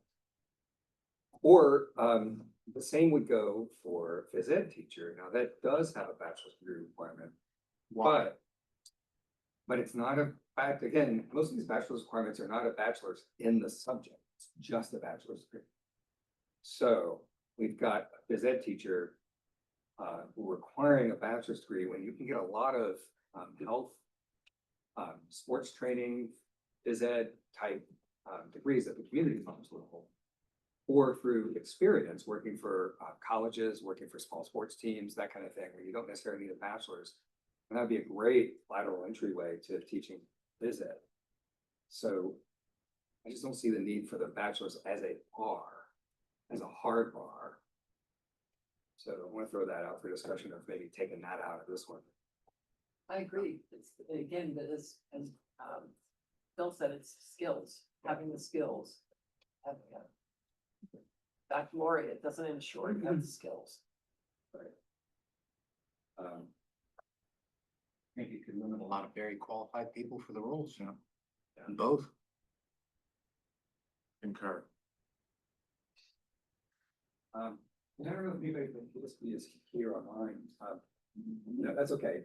So one thing I just want to flag, and I'm fine maybe pushing it along for now. I like what they've done, cleaning up the language and modernizing it. I think the PSB is doing some really bang up work here. And this is a rewording of the current rule, but again, we're talking about a phys ed teacher. There's language in there about theoretical knowledge. And as you go down through both of these, there's a bit of theory in there. And I'm open to having a discussion about how important theory is, but there's theory and principles that are mentioned in these rules. And it seems to me that when you're talking about these subjects, the principles are probably a lot more important as the theory. And if we're not requiring a bachelor's degree, how much theory do we really want these people to have versus principles? So it's just something I want to flag maybe for a discussion as we move forward. Also phys ed teacher, and this is again in the current rule, which they moved it over. I think they're doing a good job of cleaning up these rules. For demonstrated competence for the teacher, it has being able to perform these physical activities in fundamental movement, sports related, dance related, and health related fitness. The dance related has been in there, and I love dance, and no objection to it. I'm just curious for a phys ed teacher, how often is a phys ed teacher teaching dance? Yeah. Because we have a separate dance teacher, so do we need it in there? I don't know the answer to that question, so it would be worth talking to them about, if we have somebody who's really good at sports. Or just familiar with the realm of movement. Right, so it's very specific, right? And so I just wondered if that was necessary. I can imagine a scenario where a school is hiring a phys ed teacher who has no experience with dance, but can do all the other phys ed class stuff. And how often do you put dance in a phys ed class? Maybe a lot, I don't know, but I think that just stood out to me, since we also have a separate dance program that we have, so. Yeah, going back to the degree piece briefly, sure, as I mentioned to the chair, one of the concerns, and this came up with CTE teacher, which we brought forward a few months back, we built in some experience requirements to give us a time separation between high school graduation and their ability to be back in a classroom. Yeah. And it might be worthwhile for the board to consider, and I'm happy to construct language that would give us some distance so that we don't have a 19-year-old who just graduated, did 1 year to get their associates, for example, and now they're a teacher of a health class with 17-year-olds talking about sensitive topics. We did that for CTE teacher. We can't say you have to be a certain age to teach. That's not legal. But we can put in an experience requirement. And that could be really good, right? So I think And that supports what you were saying. yeah, so, and I think again, like, cause we're going for skills, but experience is much more important than a bachelor's degree that can be in any other subject, right? So if you would like to take a crack at giving us some language, we do have that in some of the other. In the CT, we'll take a look at that and we'll model it on the CT. Yeah. Even when I read the PE one, I can think about what is the intent of having physical education in school, right? Like healthy, long-term, healthy, active lifestyle, probably like some tenacity and grit building, like there's things, like theory is not gonna do that. There's like, I frankly think physical education is a great leadership like laboratory as well, right? Like how, it's so theoretical the way it's written, to the chair's point, that it feels like we could get a little more aligned to like what even the purpose of it is, right? Curricula as a whole. Yeah, and that's why maybe we could bring somebody from PSB back to talk about the theory component. I'm open to it being in there, but it just seems like it may be also something that would weed out otherwise qualified candidates if we're not really including it thoroughly in the curriculum. So I don't know the answer to that question, but we should look at it. And I would just, I think if you remove the degree requirement, the theory piece gets a lot harder for us to measure. Well, that's exactly my thought, is maybe the theory is aligned to but the degree again doesn't have to be in the subject matter. So, you know. But maybe we've had classes in the area as part of, assuming if they didn't, so let's keep in mind, if they seek initial licensure in physical education or another endorsement on their current license in physical education, they either have to go through an approved prep program where they're going to learn the theory, or they need to have some classes in that particular subject area to qualify for their statement of eligibility. So but if we remove the degree requirement piece, then the theory piece could also go. Yeah, maybe. All right, so I like that. So motion to send back to the PSB? No, I think we would move it up. Table it? No, I think we can move both these forward, but we can amend them. So I would say, approve the initial proposal for phys ed teacher, amended to remove the bachelor's. I motion to approve the initial proposal for ED 507.16 regarding the qualification for physical education teacher, omitting the requirement for a bachelor degree. Second. All in favor? Aye. And then we did the same thing for health ed teacher. I have a question on Yeah. health. Sure. Comprehensive sexuality education in accordance with RSA 189-10. Yep. We talked about that? It's a statutory requirement to do it. Right, but So. in the health class- list is not included in 189-10. Oh, it's not. RSA 189-10 does not include number 5 on this list. Let me check. We have the wrong reference. 189-10 is for studies. Versus sex. I see what you. So it does talk about Shortage for the health. HIV and STD. So if you look at Roman, Right, I'm looking at Roman five. numeral 5 on that list of topics. E5. Yeah. It's not in 189-10. We shouldn't be adding it. We shouldn't be. We don't have authority to, sorry. So admit it. As we, I mean, as we. It's not one of the enumerated things they're supposed to teach. Comprehensively. So, You can't add it. Right. I mean, does it make sense to remove the list and just refer back to the RSA so that the RSA changes, we don't have to. Yeah, we're it's changing still our- live, right. That's what we've done before. Yeah. but, Like, don't just remove 5, remove everything in that list, just reference the RSA, and then if whoever's in the RSA is puts on. as- Right. It's cleaner that way, otherwise we're changing the rules. Yeah, let me just track down the RSA here. I have it right here. I'm over there. 189. Yes.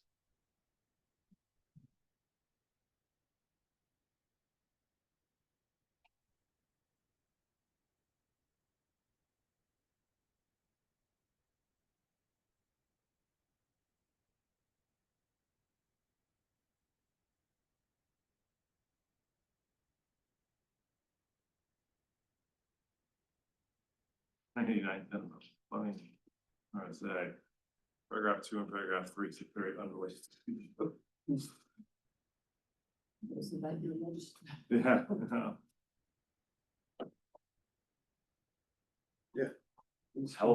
Health and personal findings. We've asked several times to redo these statutes, because, you know, some legislators like, this is what we're gonna do, where will I stick it? I'll put it here. Right there. Yeah, find it. Because So should we omit not just the first list? Yeah, but it's referencing depth back list RSA and 189 as statute. well, because are This is they the all, health teacher. Okay. they all reference to 189.10? Yeah, I saw Or that. just Yeah. sex education? Okay. I would move to remove the entire list, just reference the RSA. But what about the list under mental health and the list under consumer health? What does that reference for RSA? Do they have an RSA? Do you just want to kick this back and then we go find all the right statutes? Yeah, Bring it you back want to to when we table do this one? Yeah. Yeah, why don't we do that? Yeah, because mental health and those are not under the RSA, that the head, the paragraph. Its primary paragraph references. Right, yeah, why don't we just Well, no, because the other things are under E and this has its own F, so it's actually not. Oh, yeah, you're right. It's not under. Yeah. I mean, if there's no RSA governing it, then like having a list makes sense to me. If there is an RSA that has its own list, then it doesn't. So that's what we'll find out. Yeah, so let's table this and we can go double check. Yeah. Okay. Well, we already passed the first one. So, so much for tabling that. All right. So, motion to table, Yeah. health, education. Yeah. Second. All in favor? Aye. Okay, then counselor, school counselor.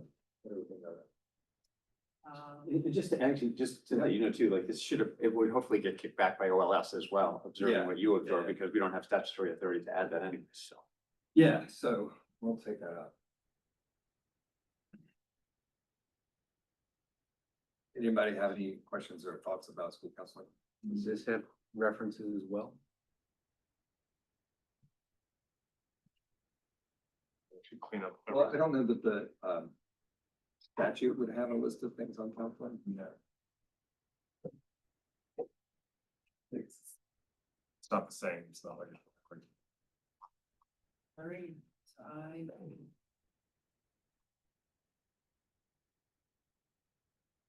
I move the State Board of Education approve the initial proposal for ED 508.01 relative to credentialing requirements for school counselor. Second. All in favor? Aye. Okay, so the two adopts, Nate. Conversation about those, good. License fees and late filing fees, Yep. Move to adopt. All right, my thing. all right.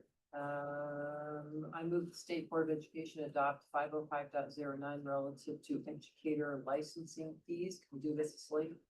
Yep.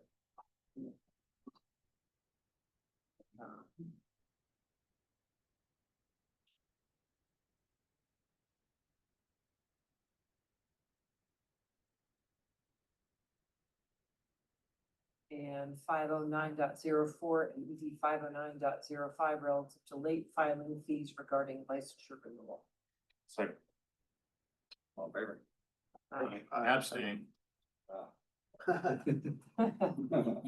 That's two abstentions there.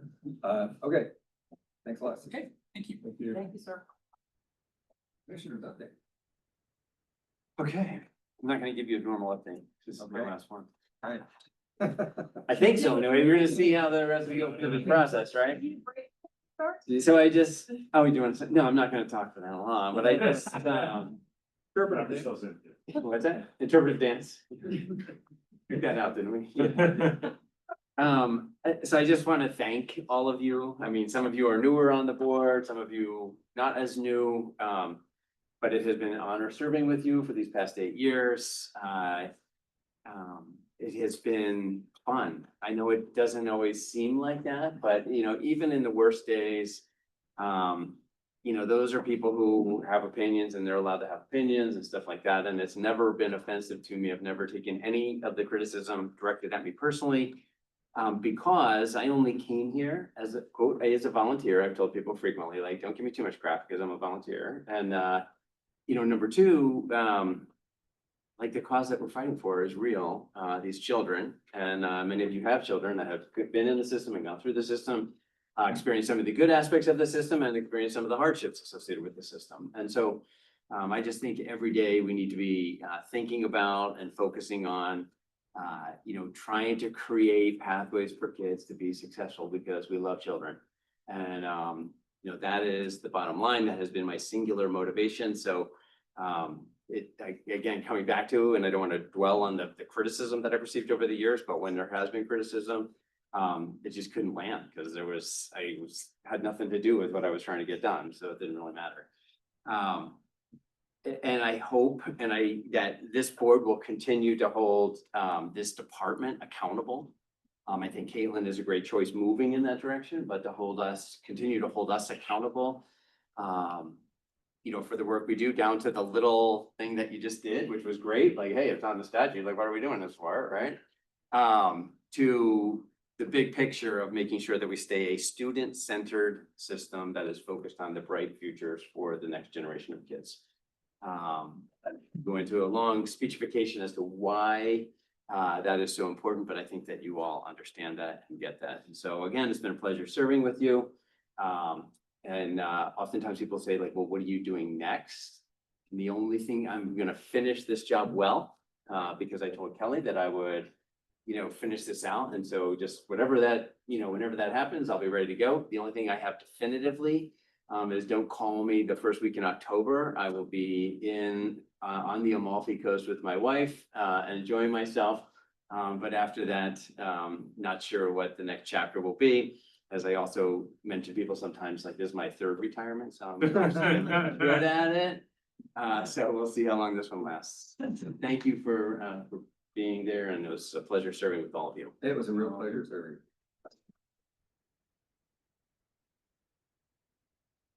I just want to say thank you for always being focused on the kids. You know, that was just, it was palpable that whenever it came down to questions and difficulties and conflicts, that your default position was always, how do we make this work for the students in the system? And I learned a lot from that. I appreciate that. I think the parents appreciate that. Thank you. All right. Not just the kids, but being real. I mean, I'll go back 8 years ago with the Wyndham Academy getting rejected. You had 4 And then- rejections, yeah, right? And then finally getting approved. And you were more emotional than half of the parents that were supporting us. You were there, you gave us big hugs, you helped us along the way. I mean, yeah, the kids, yeah, everything you've done, you've been a fantastic commissioner. I want to say thank you. I appreciate it. Everybody doesn't have to feel like it. No. I think we did that last Stay a meeting. little bit. We did that already.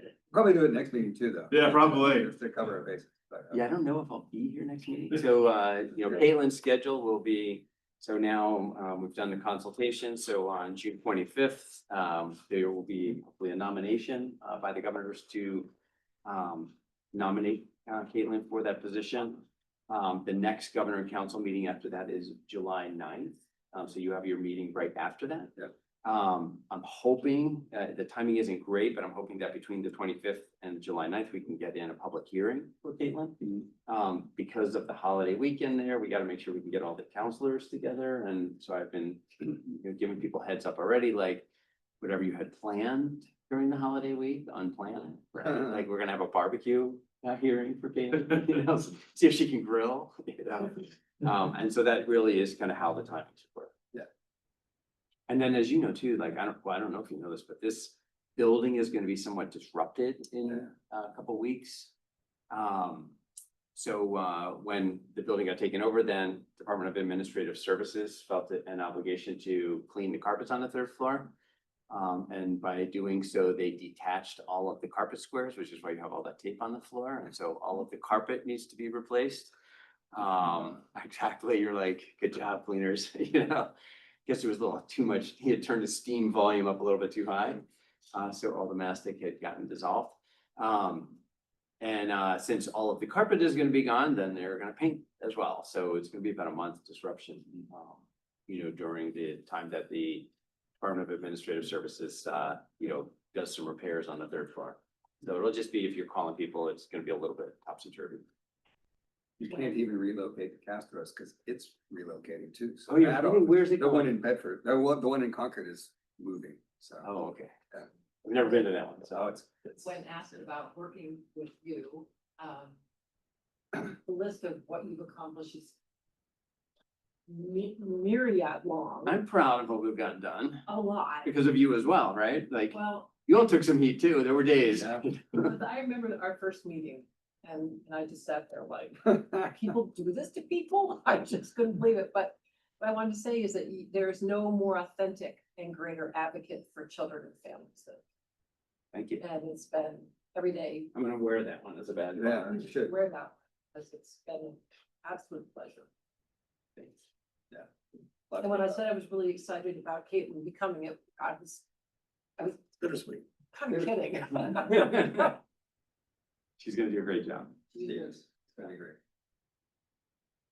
All right, anything else? Nope, that's it. That's the update. Regards to the mastic letting go, chances are they used a water-based mastic because. You're aware. Why it dissolved? That's awesome. The level of activity Before you put the steam machine on it? Yes. I just want the schools to test for lead, please. You know what I'm saying? Like, Absolutely. of all the But things. some of these green materials Little asbestos. require Yeah. a level of diligence in the maintenance schedule. That's probably what happened. Okay, so we may or may not drag Frank back to meetings every now and then, just to You make can you. call me anytime you want if you just need some background Make you stuff. testify. We need to get subpoena power. Drop it. I It's think I just should fun, and let me come with a poster. You should. Right? Like- obviously standing up. Exactly, I'm not opposed, you know. No, Frank, I lied. You know, love it. Pick it, it'd be great. I wanna see like, hey, you have 3 minutes, Frank, Yeah, exactly. That's what we ask for every meeting soon after I get here. So how many were out front today? Yeah, yes. Okay, well, thank you for that, and thank you for your service. We're gonna miss you a ton. But Caitlin is just, it's a great continuity there, so looking forward to that. we have consent agenda. Angela, who did the meeting minutes this time? Because they were great. Bullet pointed and. She'll wear that as an honor too. Yeah. I don't know, well, I go over them and tweak them too, so I don't know how much I did and they did, but it was good. They, This format. Yeah. Like, that was great, because I the agree. clarity, the level of clarity on every vote was just, it was there. Yeah, I liked it a lot. Can we have a motion Head on along. the slate to approve them all? Yeah, I think we do the whole consent agenda. I make a motion to approve the meeting minutes as a slate. Well, let's do everything on the agenda, like, it's just move to approve the whole consent. Oh, move to approve the whole consent agenda. Yeah. Second. All in favor? Aye. Okay, so we do have a non-public on here. Are they ready? Should we? We have a break. Yeah, can we have a break morning? What's that? Yeah, let's take a few minute break and that. All right, so we're just gonna take like 5. Are we coming back to non-public? Yes. Here too, just so you're aware. Maybe it can- You guys have never done a 5-minute break yet. Good. We're good. So we're back from our break and we got a vote to go into non-public. So moved. Okay, sorry, Brian, we kicking you out. Or going into non-public for? Or, I got it, it's right here. No, I got it right here. You got it, you got it? I got it. It's RSA 91A 2 subcolon C colon, or not colon, That's no, C Three- matters. three Which through C, if that's it. discussed in public would likely affect Oh, you don't need- adversely the reputation of the person other than a member of the board, blah, blah, blah, blah, blah. Yeah, yeah, it's like the second. Okay. And it is 1:30. Roll call. So roll call. Aye. Aye. Aye. Aye. Okay, All right. Go back. great, okay. All right, If it's charter school. do we have any other open board discussion, any other items? No, but it No, does. about seersucker. Seersucker for next month. I just want to say, since she's in the room, I'm really looking forward to. We're just gonna casually chat about how much we're looking forward to, fingers crossed, working with the new commissioner, that's all. I heard she's really a taskmaster, I know. really, really tough and just. Reading our calendar. Cracks the whip on everybody, yeah.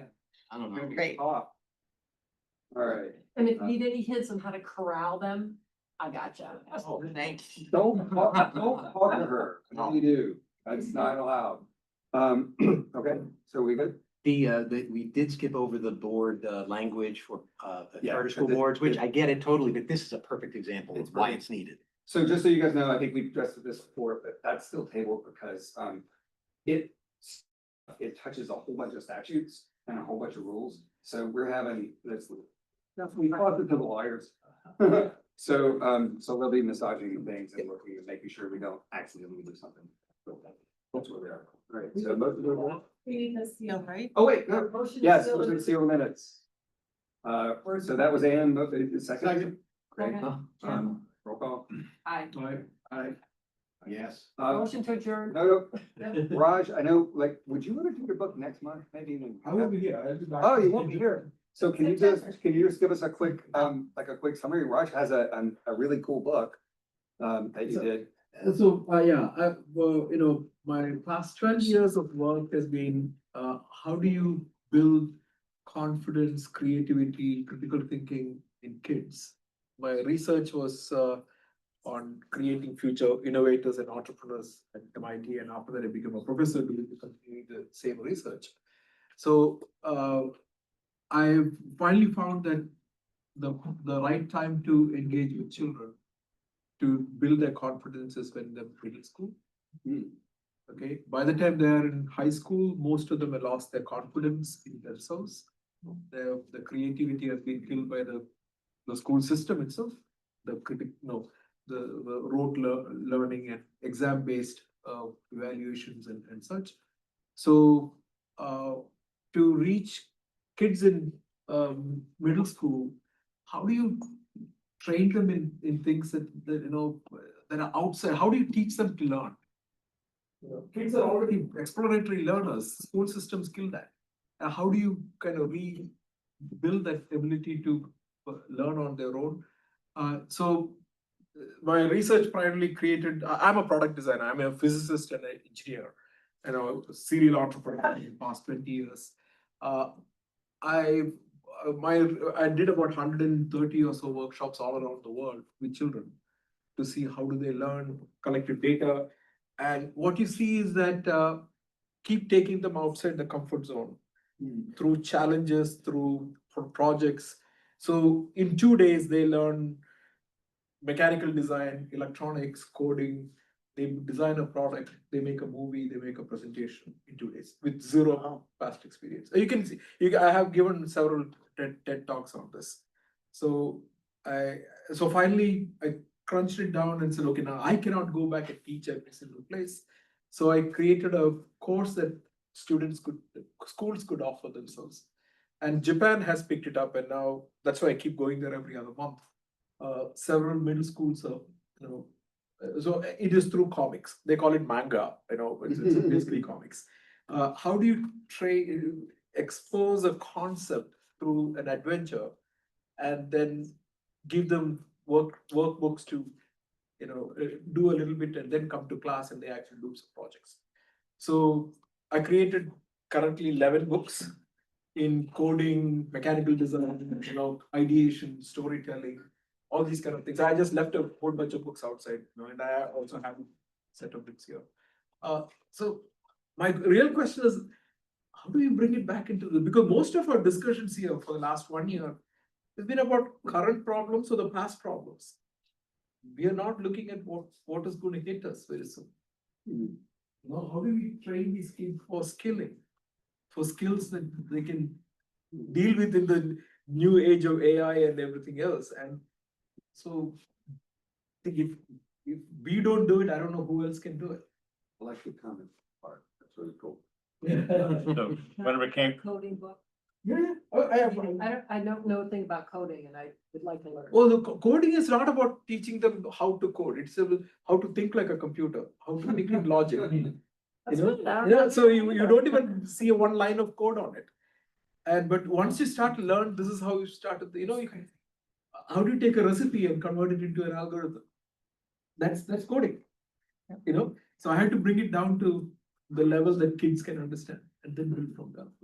That's very cool. one of the things one of the things I've always asked when we ever hired new teachers was, will this teacher inspire students the desire to learn? And that I always felt that was always a real critical factor, but what you're adding into it is an actual curriculum or skill set to help that along. So would be a twofold approach. I did watch this video that one of the professors of Japan posted the video and tagged him on LinkedIn. And I watched it, and I think those were all scholars that were going to teach students, if I recall. So University of Fukuoka. What was really interesting about watching that video was that every student, you look at the behavior, or to speak Japanese, but I didn't have to hear what they were saying. Just watching their behavior, they were engaged, they were having fun, they were talking to each other. It was just and you could tell there was some competition going on. So it pulled a lot out, whatever that piece of skill or whatever things you would have them do. It pulled a lot of dynamics out from a standpoint of connecting to people, working together, coming up with new ideas, how I'm gonna do it, because they all came up with different approaches. So. In University of Fukuoka and in University of Ehime, both in southern Japan, the program is to train college students in defense and send the college students to schools so that they can start to create, serious amplification. Like, one kid can go train 10 kids and, something like that. So again, thing is, how do we do something, something here? And she's gone. So the new commissioner, how do we? I was just gonna tell her, watch out for Raj. I think you identify a school district, start with one that's failing, Yes. because that's where the greatest improvement Can be can material. Take a look at all these books. And it's where they'll be the hungriest. They'll be the hungriest. Yeah, yeah. So, you know, whether that's in Arkansas or that's in New Hampshire or wherever it is, I think you start with just one district that's really struggling. Well, but first you gotta get them in the classroom. I'm not around for the next meeting. That's always the challenge. Well, thank No, I you. mean, you look, I would approach their commissioner and say, here's the concept. And you've been identified as a struggling. I talked to the superintendent in Nashua and he wanted to create an alternate school. Like even school within a school. They said, Yeah. okay, this classroom, Yeah, that'd be we'll do amazing. something, but I think then it did not take off, you know. Well, I mean, but The that's. kids who are kind of, we're losing, just come in and start Yeah, no, doing that- things, but that's designing great things. thing. And that's why we have, with the innovation school option, that they can do that. They can create. Just when some schools, I think Bedford picked up an IB program. I mean, some schools adopted them, some, you know. Yeah, but I like that. I think it's a good approach, but. All right, so. Yeah. I think Thank we're, and thank you for that, Roger. And Well done. I wanna actually go through all and read all those, because that's pretty amazing stuff. Cool, motion. Motion to adjourn. Second. All in favor, aye. Right. How Thanks, everybody. long are they? Oh, it's only 16 sheets, 16 pages.